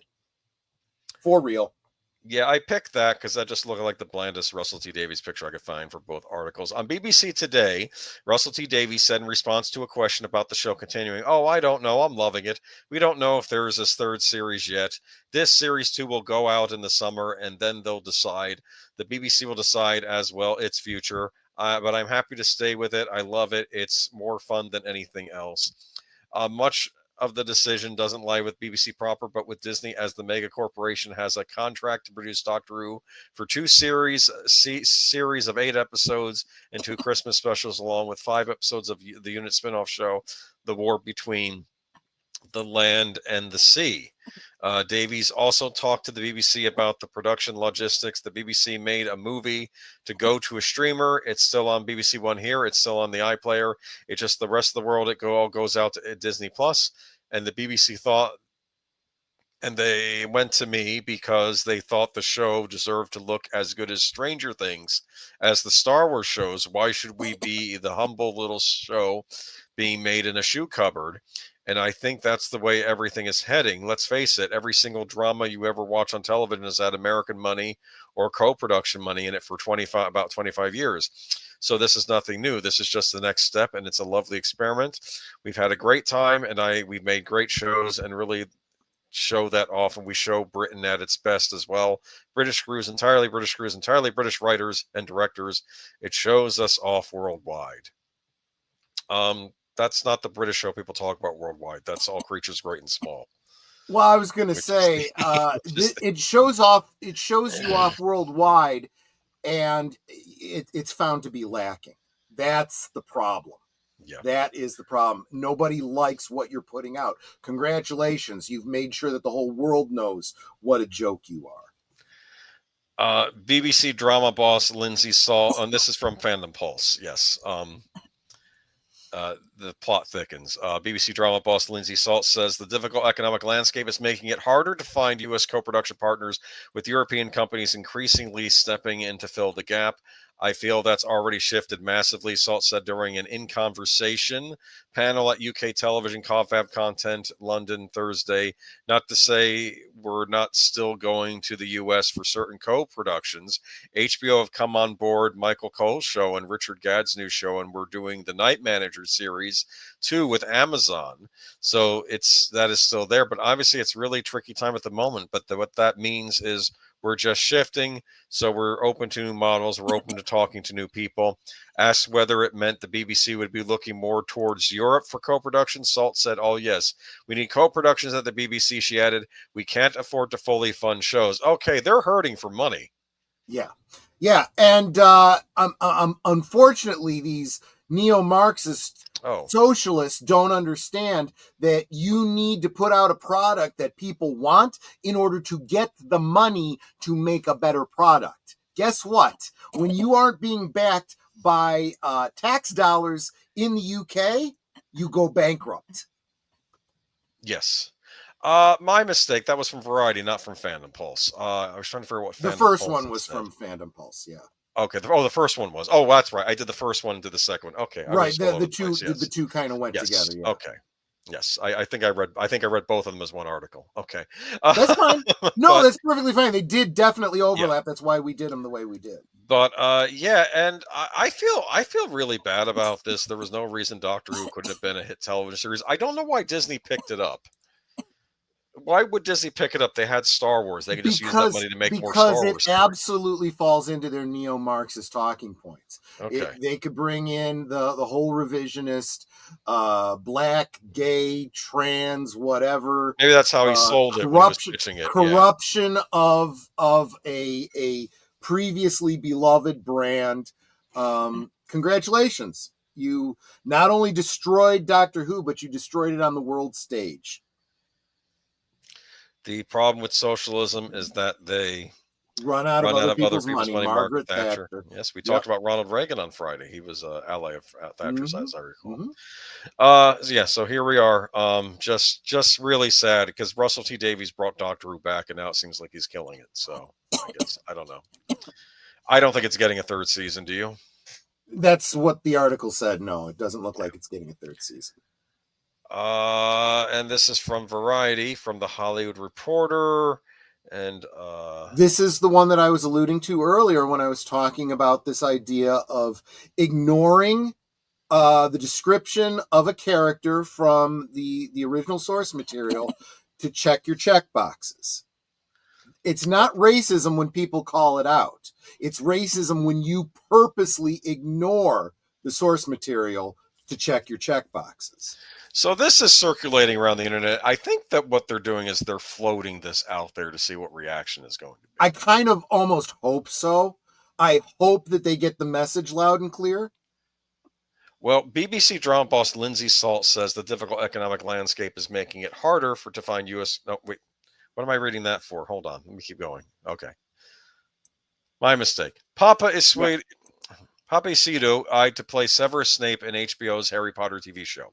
HBO is circling British actor Papa Isidro to play one of the hottest TV roles being cast this year.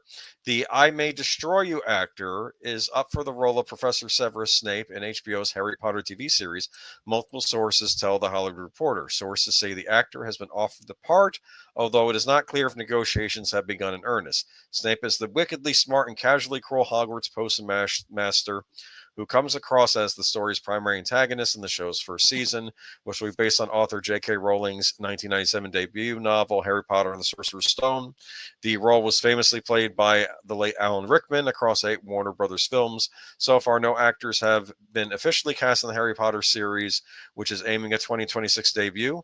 Although Bridge of Spies actor Mark Rylance is close to being signed for the critical role of the wise and powerful headmaster Albus Dumbledore. The show is hot enough to conjure up several actor rumors, although the ones summoning Cillian Murphy for the role of Voldemort are not correct, sources add. The Isidro lands the role. It will also be an example of HBO following through on its promise that the series would have a diverse cast. The films were sometimes criticized for having an entirely white core cast. I would argue, though, that Hogwarts was plenty diverse, if you watch those movies, and will presumably lead to a rather fresh take on the character. What do you mean a fresh take on the character? In a statement regarding Ishido's casting, HBO said, "We appreciate such a high-profile series will draw a lot of rumor and speculation as we make our way through pre-production. We will only confirm details as we finalize deals." So HBO is neither confirming nor denying this. Which I think would kind of go to your theory that they're floating it to see how it goes over. Yeah, but Darth Plato says depends how you do it. Shawshank Redemption had a character red swapped by Morgan Freeman. Yeah, there's that.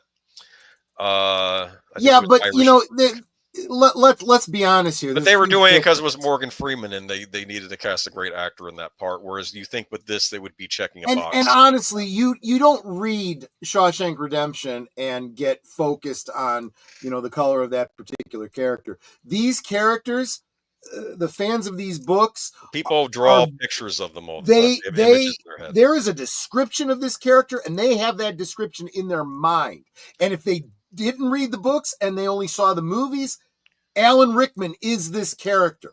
So you go and do something like this, you are crapping on the original books, you are crapping on J.K. Rowling, which I'm sure a lot of these people want to do anyway, and you're crapping on Alan Rickman.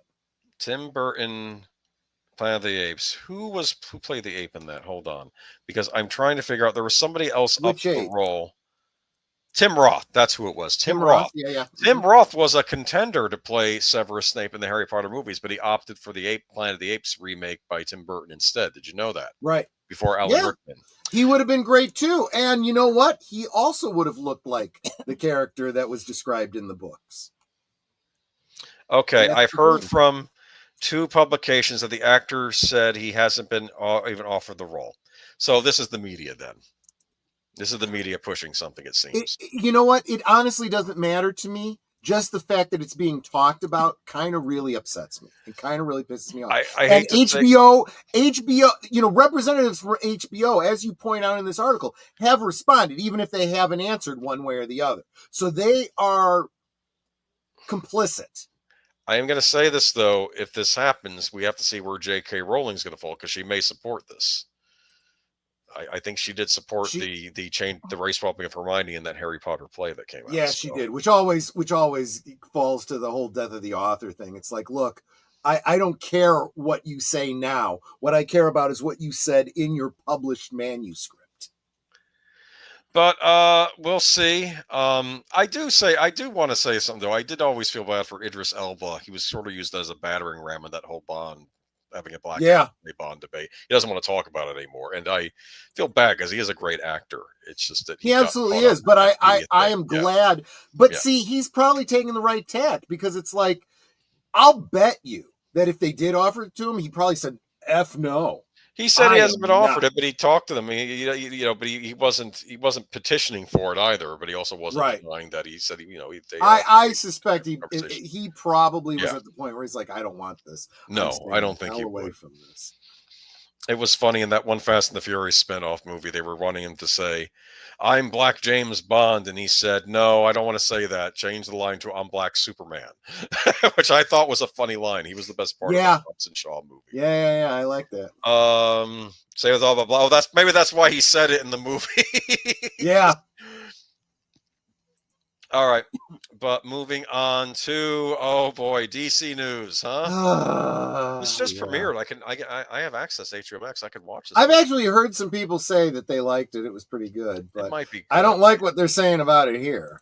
It might be fine. I just like. Okay, so I obviously I'm not reading the whole article, but James Gunn says Creature Commandos is a soft intro to the new DC universe. Saves James Gunn. We can make something that's violent and sexual. Yeah, that's not what you're supposed to be doing with a DC Comics venue. I almost wish, and I always argued Marvel could have done this too, and just have your darker characters inhabit their own universe, and then have a DC universe proper with like. Well, actually, in the comics, that's what DC does. That's what their whole Vertigo line is meant to do. Yeah, have Vertigo be its own thing. Why is this a Vertigo thing? Why are they integrating that with DC? Just have Vertigo be its own universe. You could sell that as more adult R-rated fare, and then you're not interfering with DC. But he goes on to say in this article, I just like the idea of a soft intro universe in which metahumans exist, monsters exist, magic exists, and incredibly complicated political situations exist, Gunn says. And we see that world of the DCU is through an animated perspective where it costs as much to create a battlefield as it does to create a kitchen. Well, not exactly, but not as dissimilar as it would be in a film. Working in animation also afforded Gunn the freedom to make the show as violent and sexual as anything he's made in live action.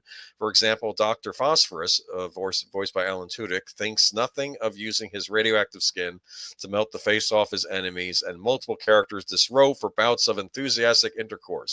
But Gunn cautions that this kind of frisky boundary pushing won't be a part of every DC studio project.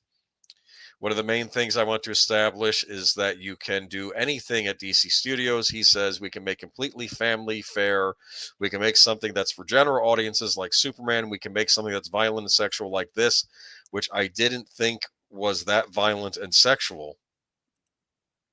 You're talking about Creature Commandos? Okay, Peacemaker is both more violent and more sexual, but I want every project to have its own voice. It isn't about creating a world in which everything is all sex and violence. It's about creating a world in which we can tell the story about, one type of character in different genres. I don't know. I guess reading it that way, I'm not as harsh on it as I was, but I don't know. What do you think? So this is part of the Weasel. Weasel will be in the Creature Commandos cartoon. Here's my problem with it. You can argue it that way, and you could say, well, it's not, he's basically saying it's not for kids, it's more for adults, right? But you're making it part of the canon, right? This is your, in quotes, soft introduction to the DC universe. This adult fare is how you are introducing your universe. This stuff should come later. Like Jessica Jones came later, right? Man, I mean, you made a point that they're trying when we in our private chat that they're trying to be Marvel, and I think by trying to be Marvel, they end up overcompensating and making something that's even darker than Marvel. Because I don't find Marvel all that dark. I mean, it's maybe a little darker than DC, but it has its bright spots too. There's still basically good guys. Don't think of it as darker. Marvel has always dealt with the more down to earth, maybe. I don't know what's more down to earth. Yeah, very a little more gritty, right? They would deal with all of the Spider-Man can't pay the rent. Well, there's that. Clark Kent doesn't worry about that. Being picked on, being the other, being whether it's because of race or gender identity or any of that kind of stuff. They covered all of that with their X-Men stories, right? So. They dealt with things that DC just didn't, and that's what made the brand different. If you keep chasing each other to the point where you're the same, then who cares anymore? What are you? You're just another generic comic book company. I guess they're getting rid of what makes it unique. Then, yeah. I thought that was Blight for some reason. Blight was a villain on Batman Beyond. They were acting he was going to be like the big villain of the Terry McGinnis Batman, and then they never used him after the first season again. I thought Gunn killed off Weasel and Sue. Yeah, what's going on here with this? This goes into the same thing we were talking about before when we said that he's keeping some things from the previous universe and not from the others, and it's going to make absolutely no sense to anybody, and it's going to be a big friggin' mess. He doesn't even realize what he's getting himself into with a lot of this. We get a salute from the Clue Channel. Welcome. Hey, salute. Welcome. Good to see you, my friend. Then again, I think the Dark Knight trilogy in general is boring. I'm in the minority in this community. I'm the one who likes the Dark Knight trilogy. Nobody else seems to. Oh, well. I did find Oppenheimer boring. What? I kind of do. You know, okay, I mean, all right. There are things about it that I like. The biggest problem that I have with it is that it was another example of the DC not allowing their peas and carrots to touch on the plate. Can't let the peas and carrots cut ever. Except now they're doing it. Yeah. Now that seems to be what this is about, but then they have to reboot everything again. Right. I wonder if the bride is are we going to see the bride disrobe, and do I want to see her disrobe? That's what. Never mind. On a cartoon series, this is getting weird. It's James Gunn though, so of course it's going to get weird. I like Batman Begins, not the rest. Okay. I like the Dark Knight trilogy. Okay, it's fine. Like, if people are allowed to like what they like. You are allowed to have your own tastes. Yeah. You know, you can't argue tastes. Unless you don't like Body Double, because I like Body Double. Of course, there are people out there who hate Body Double. It's weird. I have this Sarah. Oh wait, did we have anything left to say on this? No. Okay. Not at all. This is the Sarah. I don't have her picture though. It was at the bottom. Yeah, that's funny. That's funny. Yeah. Sarah Silverman says she's become less political because no one wants to hear from celebrities anymore. Comedian really? I'm shocked. I am so surprised. I could drop dead and die of not surprise. You know, comedian Sarah Silverman explained why she wasn't outspoken about her political views this election season in a new interview with the Minnesota Star Tribune. The Liberal comic put out videos encouraging voters to elect President Obama during the 2008 and 2012 campaign. She also spoke at the 2016 Democratic National Convention. The comedian explained she wasn't out campaigning for the Democratic Party this time around because of her comedy tour schedule and because she felt voters weren't interested in hearing what celebrities have to say about politics. I was on the road with this tour for one thing. A lot of people asked me if I was going to make a video or something, but my feelings was that no one wanted to hear from celebrities right now, Silverman told the newspaper. Maybe she thought her speaking out would do worse for the campaign, which she probably was correct on. Well, and Dwayne Johnson stayed out of it too. He says, I'm not endorsing anyone this election. We will get into that with the next article, but yes, exactly. Maybe I was wrong, she continued. I just focus on reposting thoughts from smarter people.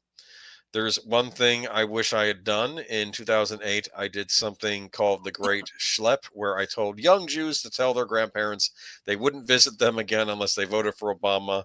I should have done something like that again. Oh, my goodness.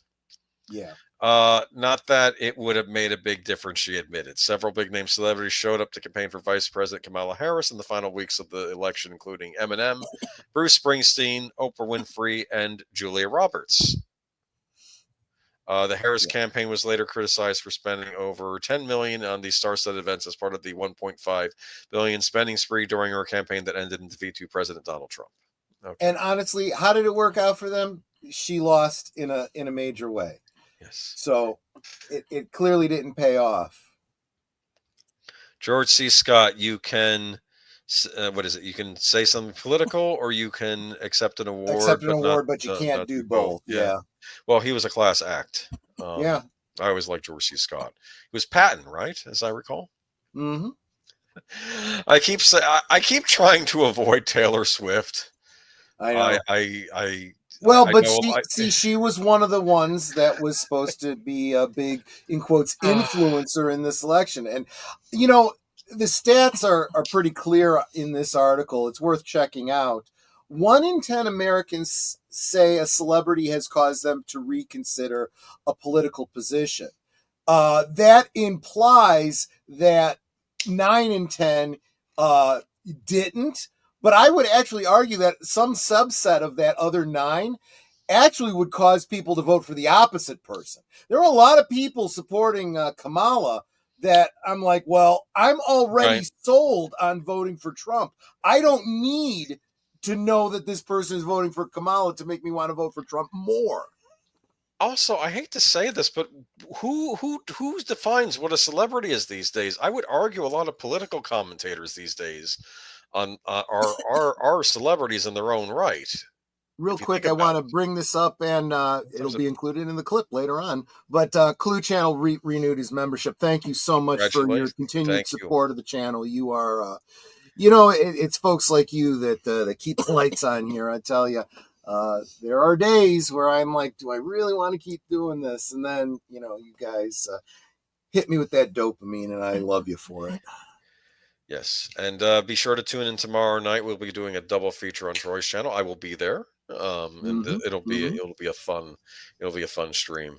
But we have here Taylor Swift.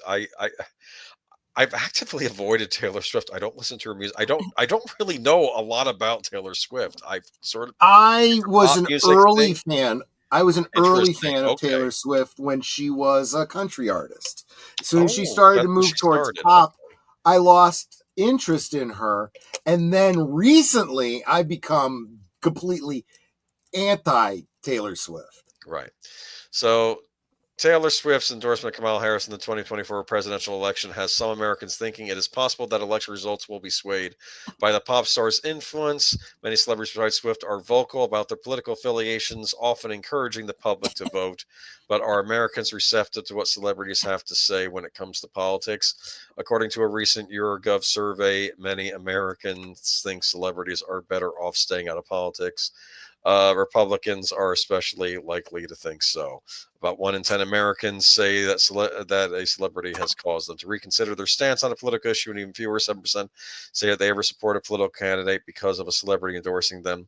When celebrities engage in political discussion, the most likely outcome is a negative perception of the celebrity. 51% say celebrities' political position made them think less of the celebrity and maybe got them to vote the other way. Bingo. As you said. Yes, that's what you're This saying. is probably the most reasonably logical and straight shooting article we've looked at tonight. Yes, but that's very interesting. But because, and I'll be honest, I think Taylor Swift, when she endorsed, she was just preaching that people were going to vote for her anyway, right? I don't think she was swaying anyone new. Right. Right. And see, that's really it. The best you can do is you're not going to change the mind of somebody who's already decided, but what you might be able to do is convince someone who might not have gone out to vote to get out to vote. Most of the time when you look at the stats, the exit polls and so forth, who you obviously see who got more votes than the other guy, but then you start comparing it to previous years and you go, well, how many Democrats didn't vote this time at all? Or in 20 what was it, in 2020, how many Republicans didn't vote at all? You could almost argue that the ones that stay home are as responsible for their candidate losing, right, as the number of people that voted for the opposition. So that's the best you can do when there's a bit of malaise, when people aren't feeling fired up. If you could get somebody who leans left to go vote for the Democratic candidate because, oh, my favorite singer or my favorite actor said get out and do it because it's important. When every vote counts, I get that, Now, Taylor Swift endorsed Trump. Would everyone opinion of her be different? I don't know. That's probably the worst thing you could do. If you've already come out and been political and alienated half of your potential audience, and then you switch sides, now nobody's going to support you. And Darth Vader says, I saw a focus group Berkeley that talked about the way to get one party site starts with continuous non-stop positive coverage and negative coverage of rep celebrities weighing in is just par for the course. Okay. Yeah. Because they didn't vote for her in the primary. Oh yeah, well that's true. They there was no primary. You're right about that. That was that. You see, I think a lot of people are forgetting that. Mm-hmm. The Democrats that didn't show up were so upset because they might have shown up to vote for Biden, but they saw the same thing happening this time around to Biden that happened to Bernie. The previous. He was the favorite. Yeah, I remember that. Yeah.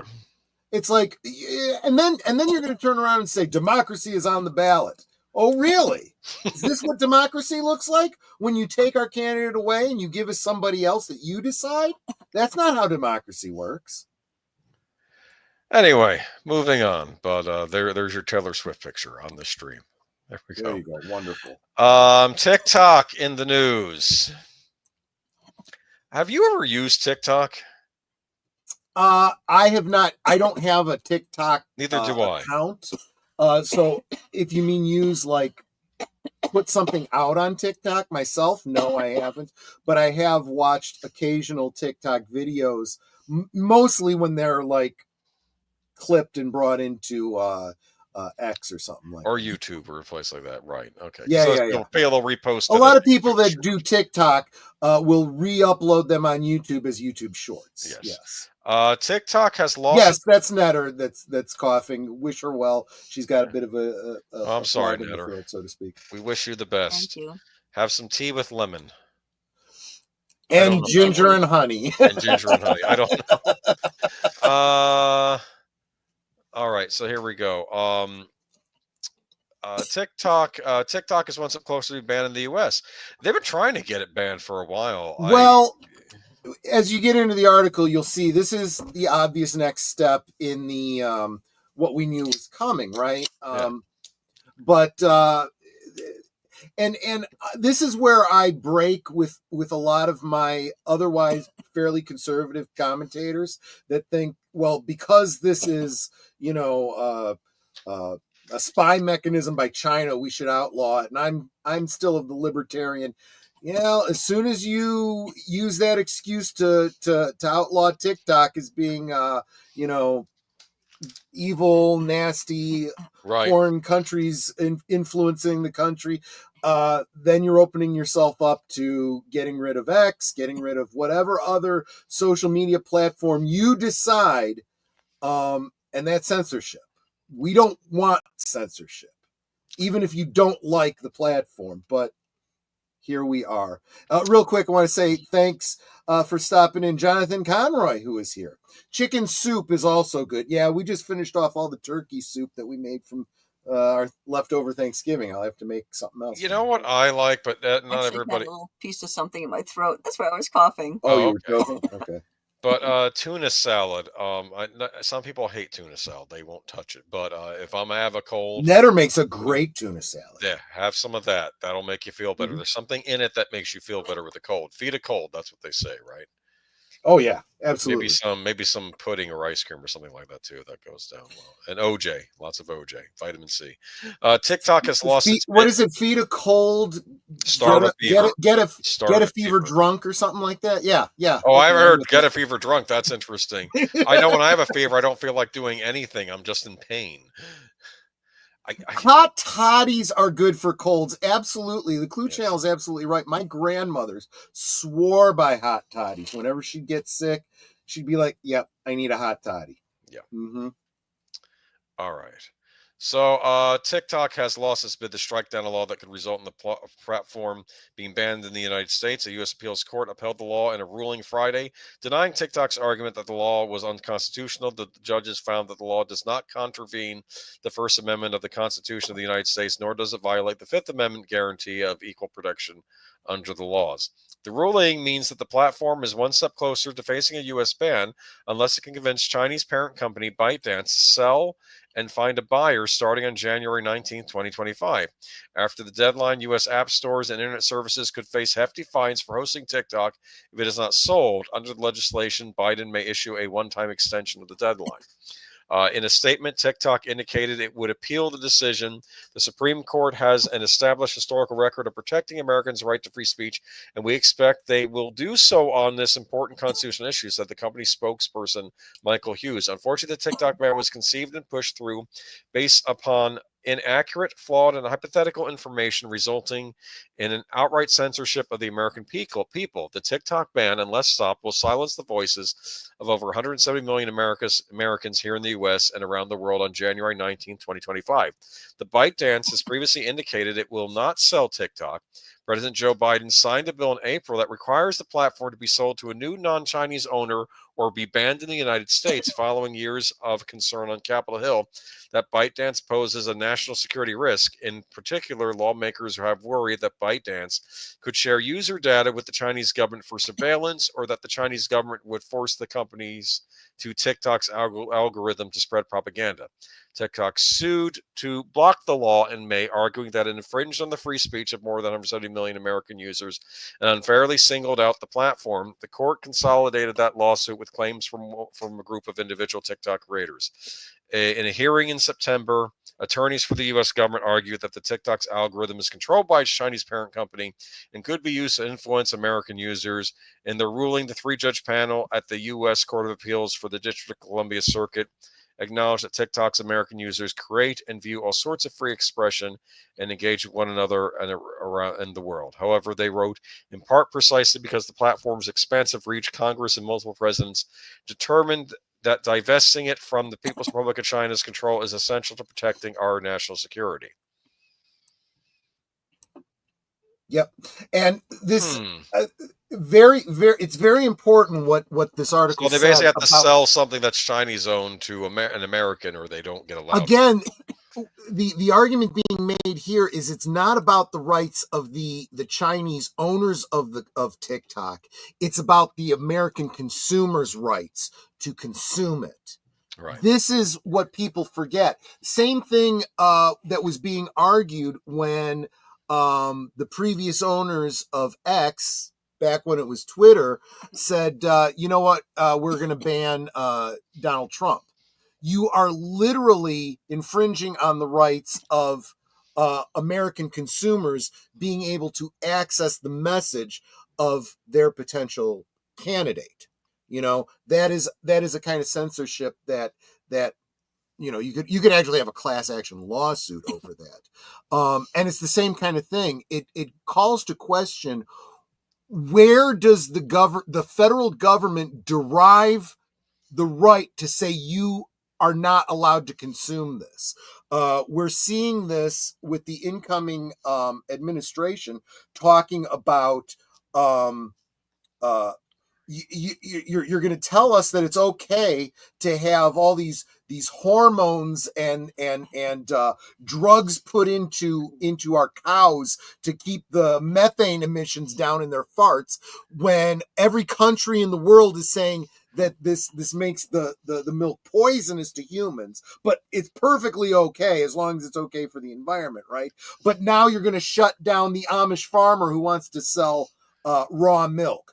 Who said that the government has the right to tell us we cannot buy? You know when I think of people that are polluting the world, it's really those Amish farmers that are at the top of the list. Those, yeah, exactly right. There's no more salt of the earth people who I think of the Amish. You know, it's like, and this is the other thing. These 3-letter agencies that their whole job is to be advisory, right? It's one thing to say you have to put a label on something. You can put a label on cigarettes that say that they cause cancer. You can put a label on the food that you buy saying how much cholesterol, how much salt is in it, how many calories, okay? And what the ingredients are that we may or may, so that we can choose for ourselves. You can even tell us you have to put a label on this album because it may contain adult content. Oh, that was ridiculous. But then we get to decide whether or not we consume it or not, or whether or not our children should be allowed to consume it. Right. Right? You cannot say, but you are not allowed to. It is illegal for you to have this. That is the problem. And that is the problem I'm seeing with this TikTok thing. Now, I don't use it. I never would. If I had kids, I would not allow them to use it. But people should have the right to be able to consume what they want to consume. And as far as the influence thing, maybe you need to focus a little bit more on teaching people to be critical thinkers so that they aren't influenced by mindless bullcrap. And put the cell phone down every now and then. Well, yeah, there's that too. Yeah. All right, I'm going to head to bed. Good night, Matanui. And Jonathan Conroy says, Deep State is losing liner TV plus cable cutting. Well, that's true. Yeah. The decision doesn't pass the smell test because the government stances that it could be used. They did not produce any evidence that it is being used for nefarious means. This is true. I mean, they That's can't another prove good it's point. being used by, I mean, they're saying, Although I'm inclined to believe that is true, you still got to prove it, right? And it doesn't sound like they've done that. So I'll just say, I'll read one more small portion. If an appeal to the Supreme Court also doesn't work in TikTok's favor and the ban is enforced, it would cause a major upheaval in the social media landscape, benefiting Meta, YouTube, and Snap, while hurting content creators and small businesses that rely on the app to make a living. Enberg wrote an email. You know what I think? Do you think that maybe these other companies are pushing this to gain an advantage in the market? Yep. I honestly think that maybe the platform we're on right now and the company that owns it have a lot to gain by seeing TikTok being banned. Which is that kind of smacks of antitrust, doesn't it? Just saying. Thank you, Geek Flag. I'm gonna say, well, there's that, but bust the trust, as they used to say, and they need to start saying again. Exactly. Look at this. The lovely Ms. Marvel. You notice when they did the Disney Plus show, Ms. Marvel, that they didn't have her have these ridiculously weird powers. They made it very interesting. They made it, instead of her being like Mr. Fantastic with the stretchy arms and whatnot, they made it more like Green Lantern, creating constructs of the limbs and stuff. Yes. Which that is an example of changing something for the medium to make it less dumb. You make it better. Yeah, exactly. This from Phantom Pulse. This is an opinion piece. I'm going to read a little bit from this. Well, actually, he is talking about what's going on in issue number 5 of NYX, which I assume is an X-Men spinoff series, but I could be wrong. Guess. New York, I guess, or something. I guess. Yeah, so the writing duo Jackson and Lansing and Colin Kelly seem to have had the election in mind, making extreme commentary in heavy-handed manner as humans angrily protest against mutants. The book opens with a dialogue lecturing about real-world politics, pretending it's part of the storyline, saying, as they throw around words like Krakoan National and deportation and mutant exclusion zone, as they see every detail except the way they've been set up. The city council is about to vote to exclude mutants after replacing members of the council who were there before, a clear allegory for the coming election. While the book did come out after Donald Trump's win, they wrote this before seeming to notice the trends in culture that America had enough of identity politics. Instead of self-reflecting, Lansing and Kelly portray themselves as victims instead of the aggressors in the culture they are. Humanity is then portrayed as the MAGA movement, even holding up signs saying humanity first, a clear reference to America first. However, as much as the humans are shown as angry and meant to be seen as bad, the act of protesting peacefully and democracy ends up with being what's called into question by Lansing and Kelly. It's very clear that the leftists at Marvel want to sense silence. Instead of having fun action-packed comic book, Kamala Khan takes to a megaphone at the end of the book to lecture the protesting humans. When she does so, most of the humans then change their minds, agreeing with her, which, because of the Kamala name, is clearly writer's wish for Kamala Harris. Do you think it's a coincidence they picked Kamala Khan to be the speaker in this? Do you think that was a reference to, I don't know. That might be a bit on the nose. It could just be a coincidence, but yeah, maybe they did. Sure. The work they do is called Intersectional Solidarity, another leftist talking point to try to bring about a coalition of different identity groups to attack average Americans who are sick of division caused by leftism. I chose to be a superhero, Kamala Khan says, to put my life on the line and do my best to save you, to save anyone. Every day, just being a mutant, that's beyond my control, beyond any of our control. It's not a choice. It's just who we are. Naturally, Kamala's lecture influences everyone who then turns around and goes home. The council votes against the resolution to deport mutants. I have not been keeping up with Marvel comics. I remembered. I think I forget. Maybe it was some channel that he was showing scenes from some X-Men comic where the mutants were having a riot and like Jubilee takes part in destroying this couple's business. Yes. You know, and it's like this is reminding me of a certain summer, you know, and is that who the X-Men are? These people that's not who the Or X-Men are. I was That actually would have been thinking the of a Brotherhood. historic Knight of Crystal, but okay. That too. But that's why I stick to the independents. Troy, if you think that it was a coincidence, I got a bridge to sell you. Well, probably not. No, I said it could have been. I don't know, because I just think that might be giving them too much credit. I'm not sure that they're clever enough to do that, but it may be. Do you remember when they had was it Modoc and he had Donald Trump's face on it? That was a thing going on in Marvel Comics. I don't remember. Like it was obvious it was Trump, and it was after he was elected. Yeah, that's just. I don't know. I guess the only thing keeping Marvel Comics afloat is they need to keep those properties in circulations for the rights, so they pay these people so they can use it in movies, right? But it's not about quality control. I don't know. I mean, are there any good Marvel comics out now these days? I mean, does anybody talk about them? Are the kids buying these comics? That's a question I have. Are they selling? Sorry, I was just distracted by something that Netter shared. What? Netter DM'd me with it's a Lego, it's a meme, I think. I don't think this is real. Lego Star Wars, and it is a 2-piece set. A brown cape and a lightsaber hilt. The Obi-Wan minifig from the end of Star Wars. Oh, that's funny. Yeah, dead Obi-Wan. Do they actually sell that, or did somebody just make that up? No, I think somebody just made it up. I think it's brilliant. Well, it's like you'll see people do custom action figures, and you got like the bones at the bottom of an action figure. It's Uncle Owen and Aunt Beru, and then it shows the picture of the charred bodies from the first Star Wars movie. That's funny. I guess it'd be burnt plastic then, right? Yes, exactly. I'm sorry, I didn't mean to distract. It's all right. I was pretty much a number of articles to get through. I stopped buying DC, Marvel and DC 2016. The writers went off the rails when Trump won. Yeah, I think they did. I think they're still off the rails. All right, what do we have left? We got a couple articles left. I think this one's kind of a human interest one. It's kind of sad, actually. There's nothing political here, but I think it's something worth talking about. The actor who played Kid Loki in the first season of the Marvel series Loki has appealed for help from the public after falling in hard times. Jack Veal recently posted on TikTok about the difficulty. Say, hi, I'm a famous actor. I'm 17 and I'm homeless. You may know me from Loki, The End of the Effing World, and various other movies where I played important roles.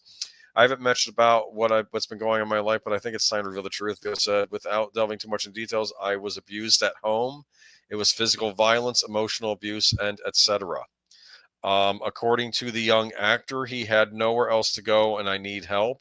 Social services refused to help me despite what I have told them.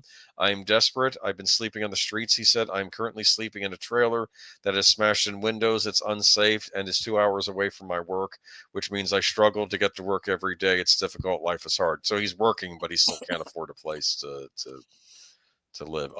Veal has implored his followers to share what he said was happening in the hopes he could get some type of accommodation near London. Is this in England? Okay. In a follow-up video Tuesday, he said he had been contacted by social services for a meeting that could potentially help him.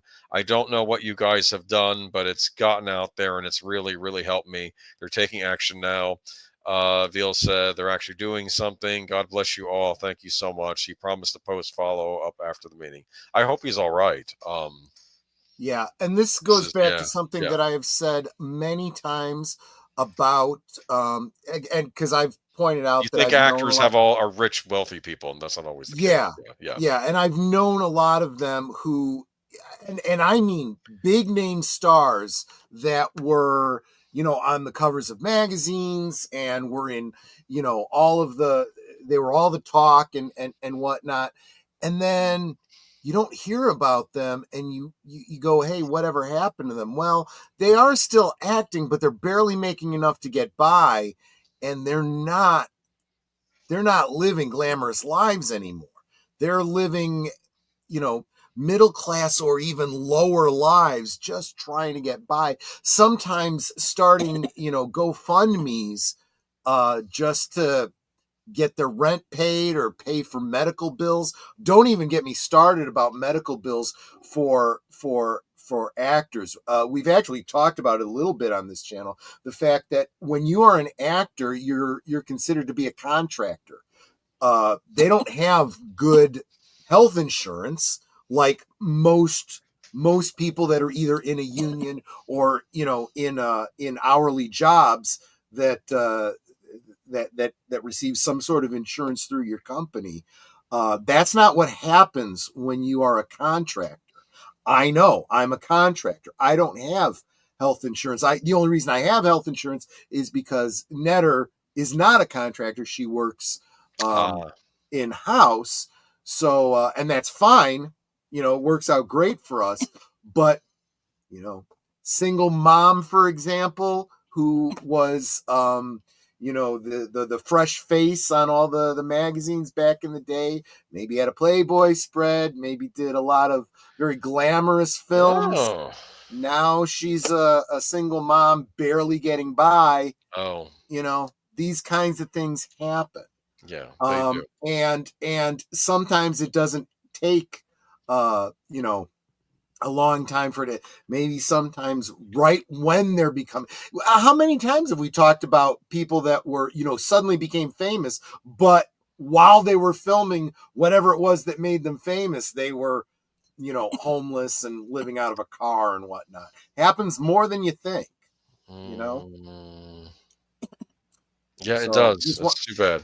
Well, I wish them the best. Just wanted to bring this one. There's nothing negative that I can say about this kid. I'm unaware of anything that, this isn't one of those celebrities that we've been nitpicking on for the stupid crap they've been saying. This is just somebody who's got, a rough situation.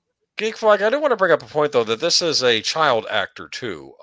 Yeah. I don't know what was going on in his homes. Maybe this wasn't even his chosen profession. Maybe he got foisted into it by a abusive parent, it's sounding like. But I don't know the full facts. Yeah, this is not someone you can lay that blame on.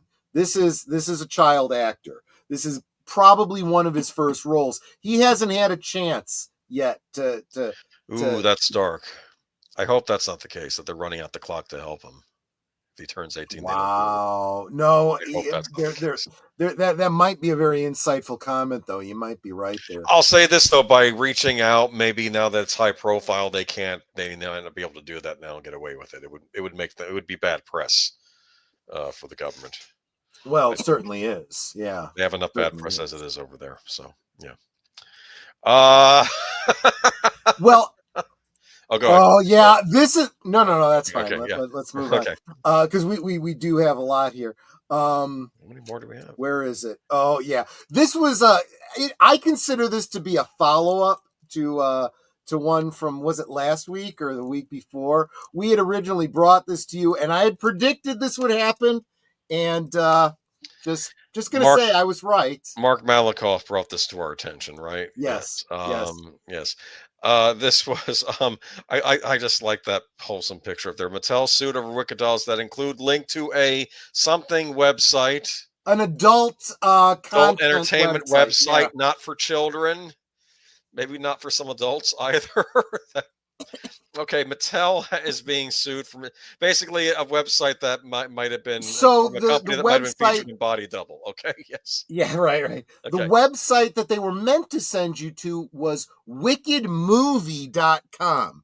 Wickedmovie.com. You need that whole thing in there. If you leave off the movie, you're not going to get to something that's about this musical and the Merry Old Land of Oz. You can buy a doll of Melanie Griffith as Holly from Okay. According to the court documents, the South Carolina resident is launching a class action lawsuit after purchasing the toy for her young daughter who visited the X-rated website that had nothing to do with the Wicked doll. Oh, gosh, here we go. I have to give the kid credit. She knew how to type out the URL. Yeah. There's a lot of kids. They say a lot of the younger generation doesn't know basic computer skills. Okay, the toy company mistakenly listed a similarly titled website for the adult entertainment site Wicked Pictures rather than the official page for the Universal Pictures film starring Cynthia Erivo and Ariana Grande. The plaintiff alleges that Mattel didn't offer a refund and believes she and her child suffered most of the stress from the misprint. You think? These scenes were hardcore, full-on nude, something graphic images depicting actual intercourse. And we're not talking about verbal. The lawsuit reads, plaintiff's minor daughter immediately showed her mother the photographs, and both were horrified by what they saw. If plaintiff had been aware of such inappropriate defect in the product, she would not have purchased it. To be fair, I believe the plaintiff in this situation. This should not have happened. I do agree with Jonathan Conroy. This is a cash grab, but I would say this is a cash grab that's well deserved. I think this is an appropriate lawsuit. They got to pay for the shrink now. Well, I'd like to think that perhaps the parent is managing this well enough that no permanent damage will be done here. But this is not something that the parent needs to have to deal with. No. Shouldn't have to. Mattel, the manufacturer of Barbie, pulled the toy from the shelves at retailers including Target, Amazon, and Kohl's. Also issued a statement that it was aware of a misprint on the packaging of Mattel Wicked collection dolls primarily sold in the United States. Universal didn't respond for requests for comment. I wonder why. They're probably like, we had nothing to do with this. Stay away from us. Okay. Yeah. And honestly, I'm not making this a prediction. I'm just saying that this is one possibility. There could be a behind the scenes lawsuit. Universal, was that the company Universal? Yes. Studios? They're the one that Universal out. Universal absolutely could sue Mattel for this. This is like an episode of The Office. There was an episode of The Office actually where someone put a I think he put a perverted Donald Duck design on a package of papers that were sent out, and someone was gonna have to lose their job over that. It was gosh. So anyway, let's see here, though. I did want to say, though, that Universal Chief Marketing Officer Michael Moses told Variety he didn't think the snafu was harmful to ticket sales for the film. The movie musical collected a dazzling $112 million its debut, and has grossed $263 million domestically and $306 million globally. I don't think that all press is good press. I always categorize incidents between what might actually damage the desire to see the movie and what might not. I think that's an example of one that's an anecdote more than a threat. Fair enough. It's not their fault that this happened on the toy. It's not even a slight against the toy itself. It's just horrible packaging. They need to pay more attention to the packaging on these toys. I think that should be a lesson to them. Well, and like I said, if somebody didn't lose a job over this, that's just someone's losing their job over this. But I've got my own issues with Mattel, so we won't go too far down that rabbit hole. Just wanted to say I predicted this, and yes, Mark Malnikoff sent this to me with his fairly typical Troy was right subject line. What was I right about again this time? Well, I guess I predicted this one correctly. You don't have to be Nostradamus to know this kind of thing is coming. And then it goes before court, and the mother starts describing, and someone says, "No, that was from the Vivid website." I'm sorry, that's a bad joke. Anyway, not that I know what either of these companies are all about. Anyway, let's go to last call. Okay, this is the final story of the night. Elton John says he has lost his eyesight. This is horrible. Elton John says he still cannot see months after suffering a severe eye infection. Speaking on stage at a gala performance of the Devil Wears Prada musical in London on Sunday, John thanked his husband, David Furnish, saying, "He has been my rock. I haven't been able to come to many of the previews because, as you know, I have lost my eyesight.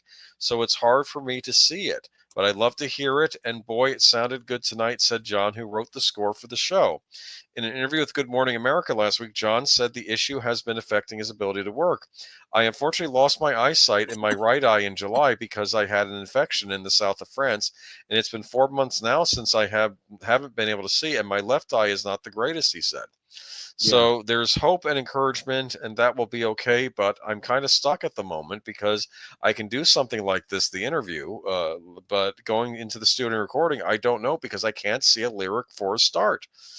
John, who is 77, first spoke publicly about his sight problem in September when he shared on his Instagram page that he has been dealing with a severe eye infection that has unfortunately left me with only limited vision in one eye. I am healing, but it's an extremely slow process and will take some time before sight returns to the impacted eye, John wrote, before thanking the excellent team of doctors and nurses and my family for taking such good care of him. I have been quietly spending the summer recuperating at home, he wrote, adding that he is feeling positive about the progress I've made in my healing and recovery thus far. While John officially retired from touring in 2023 after decades of performing live, he wrote the music for the musical of The Devil Wears Prada. It is based on the 2003 novel by Lauren Westberger, which was also turned into a movie in 2006. So I do wish Elton John well. This is terrible. I forgot to put the sub during it. But yeah, that was the article. What do you think? Yeah. It's news. I mean, it's, you know, it's sad, but and this is again what I'm saying, you know, just because they're celebrities doesn't mean their life is all hunky-dory and glamour. You know, they deal with real world problems just like the rest of us. I'm Geek flag. I'm sorry. His eyesight might be affected by. Oh, I thought for sure somebody was going to make a reference to you know, how stereotypical it is for piano performers to become blind. Bring up Stevie Wonder and Ray Charles. Oh, well, there's that too. Great pianists, both of them. I do wish him the best. Hope he has a full recovery. You know, it takes time. So if I were him, I would just take it easy. He has the money at least, so he has the full health care to take care of it. And so, he is, let's face it, you know, he's I don't know what his plans are for his career, but he's an older guy. He's had a long career. Maybe take care of yourself for a while. Take care of yourself for a little while. Maybe you can still listen to music while you're in the state. Absolutely. You know, maybe you'll come out of this with some new ideas. You never know. All right. So True.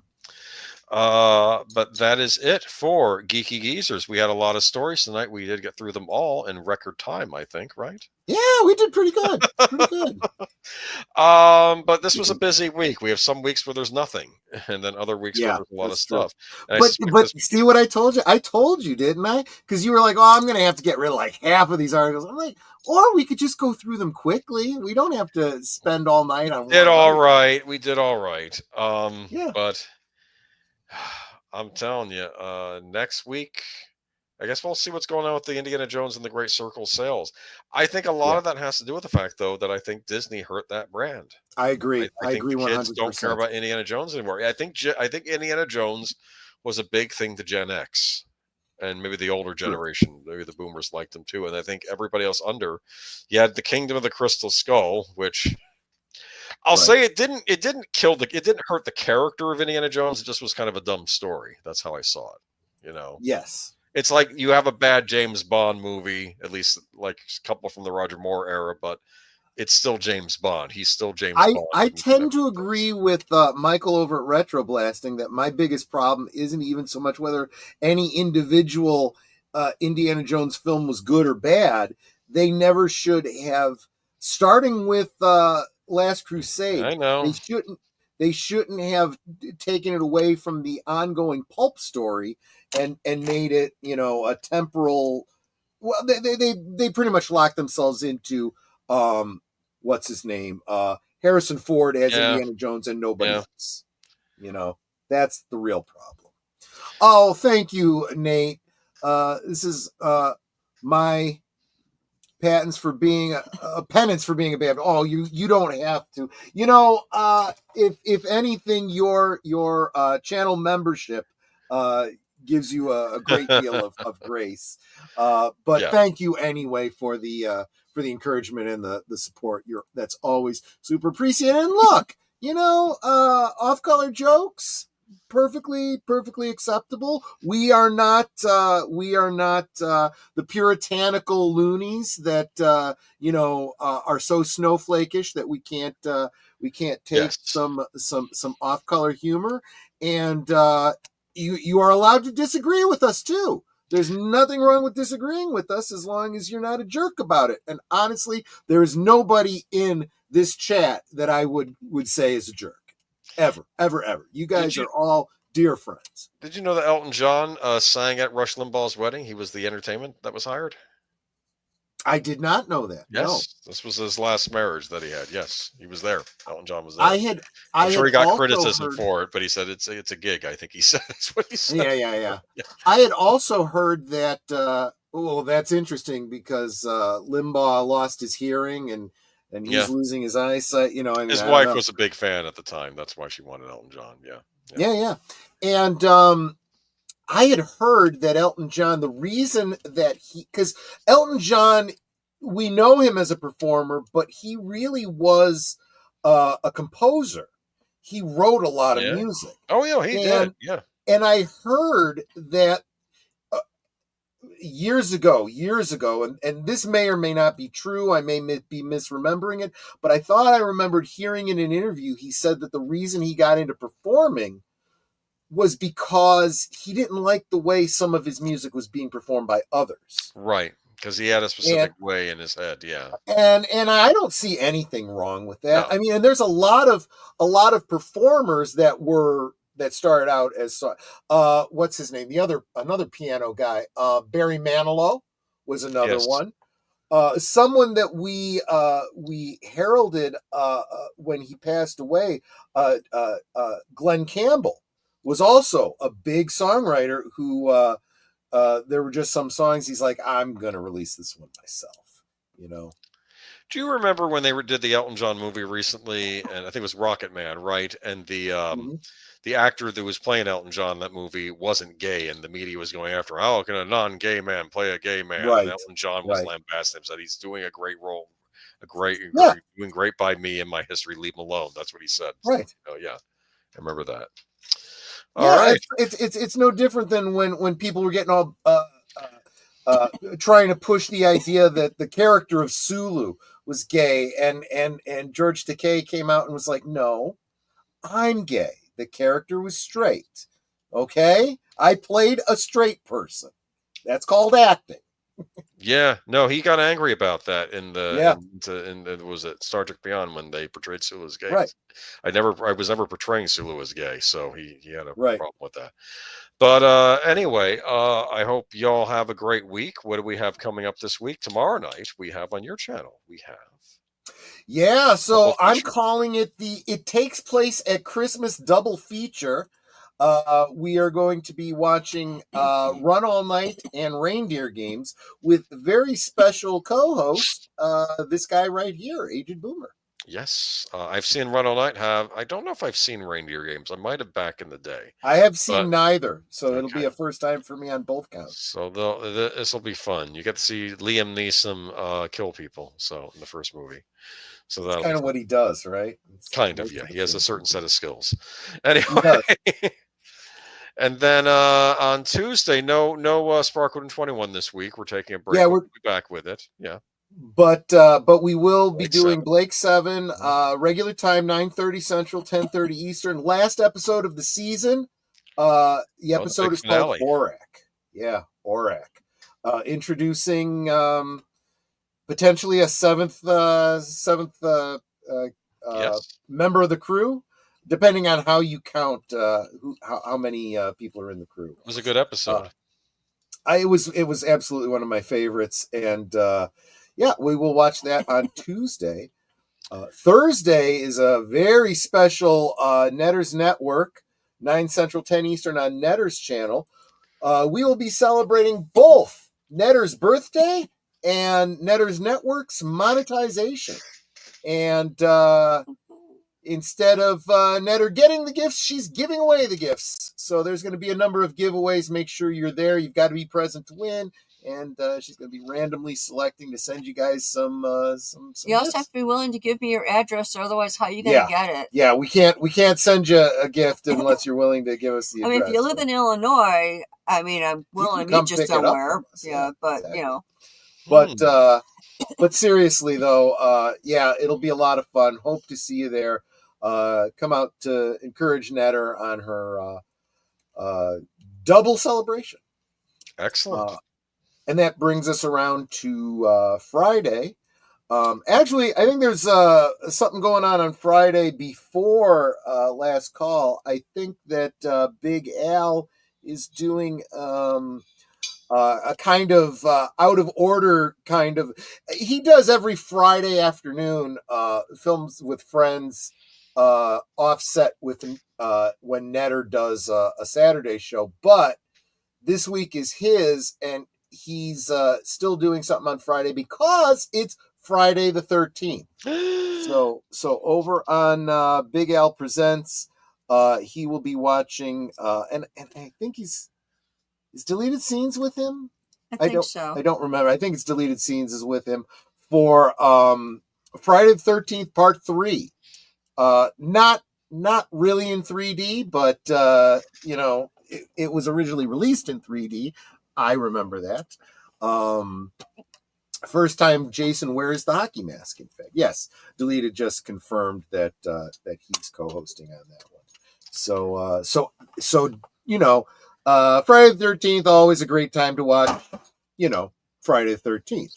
Watch that with Big Al and Deleted Scenes. But then regular time, Friday night at 9 Central, 10 Eastern, on my channel, Last Call, what are we going to be talking about? We're talking about something Christmas related. Christmas memories, Christmas, I don't know. You had mentioned a while back, we don't have to do this, but I'm thinking now, especially since it's Friday the 13th, you would always want to talk a little bit about the tradition of the English telling ghost stories. Scary ghost stories of Christmases long ago. I'm thinking maybe if you want, I could dig up some ghost stories, maybe English ghost stories or from the British side of things, and read a couple of them. I don't know. What do you think? I don't know. And there are some colonial era ghost stories too. Ghost stories from the colonies. Yeah. Okay.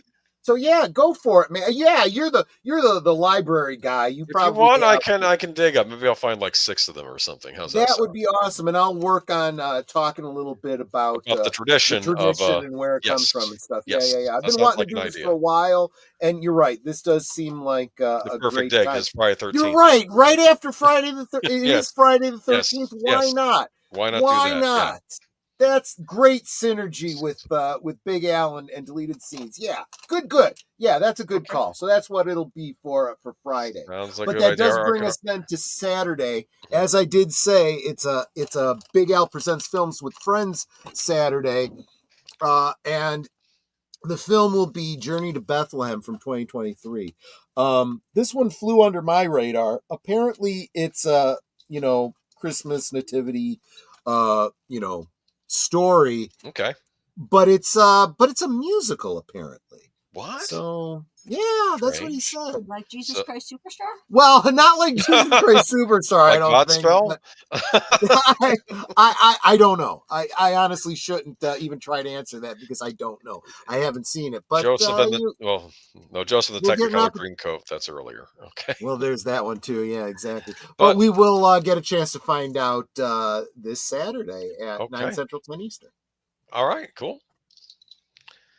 And that brings us back to Sunday with, I believe Deleted Scenes will have stuff going on his channel all day, usually the Western Cinema with Outlaw Bill, and then he'll do Unscripted with Deleted Scenes at about an hour before the stream. Yes. Yep. And we don't know what we'll be talking about next week because it hasn't happened yet. We need the week to happen to know what news we're going to bring you. I think something amazing will happen. Is the Game Awards show this week? Maybe they'll announce something at that, huh? You'd know better than I would. I don't know. Maybe the Switch 2. 8 p.m. Eastern Standard Time. Thank you, Deleted Scenes, for Unscripted. All right, y'all have a good week. We'll catch you next time. Catch you tomorrow if you join us on Tori's channel. There you go. Absolutely. And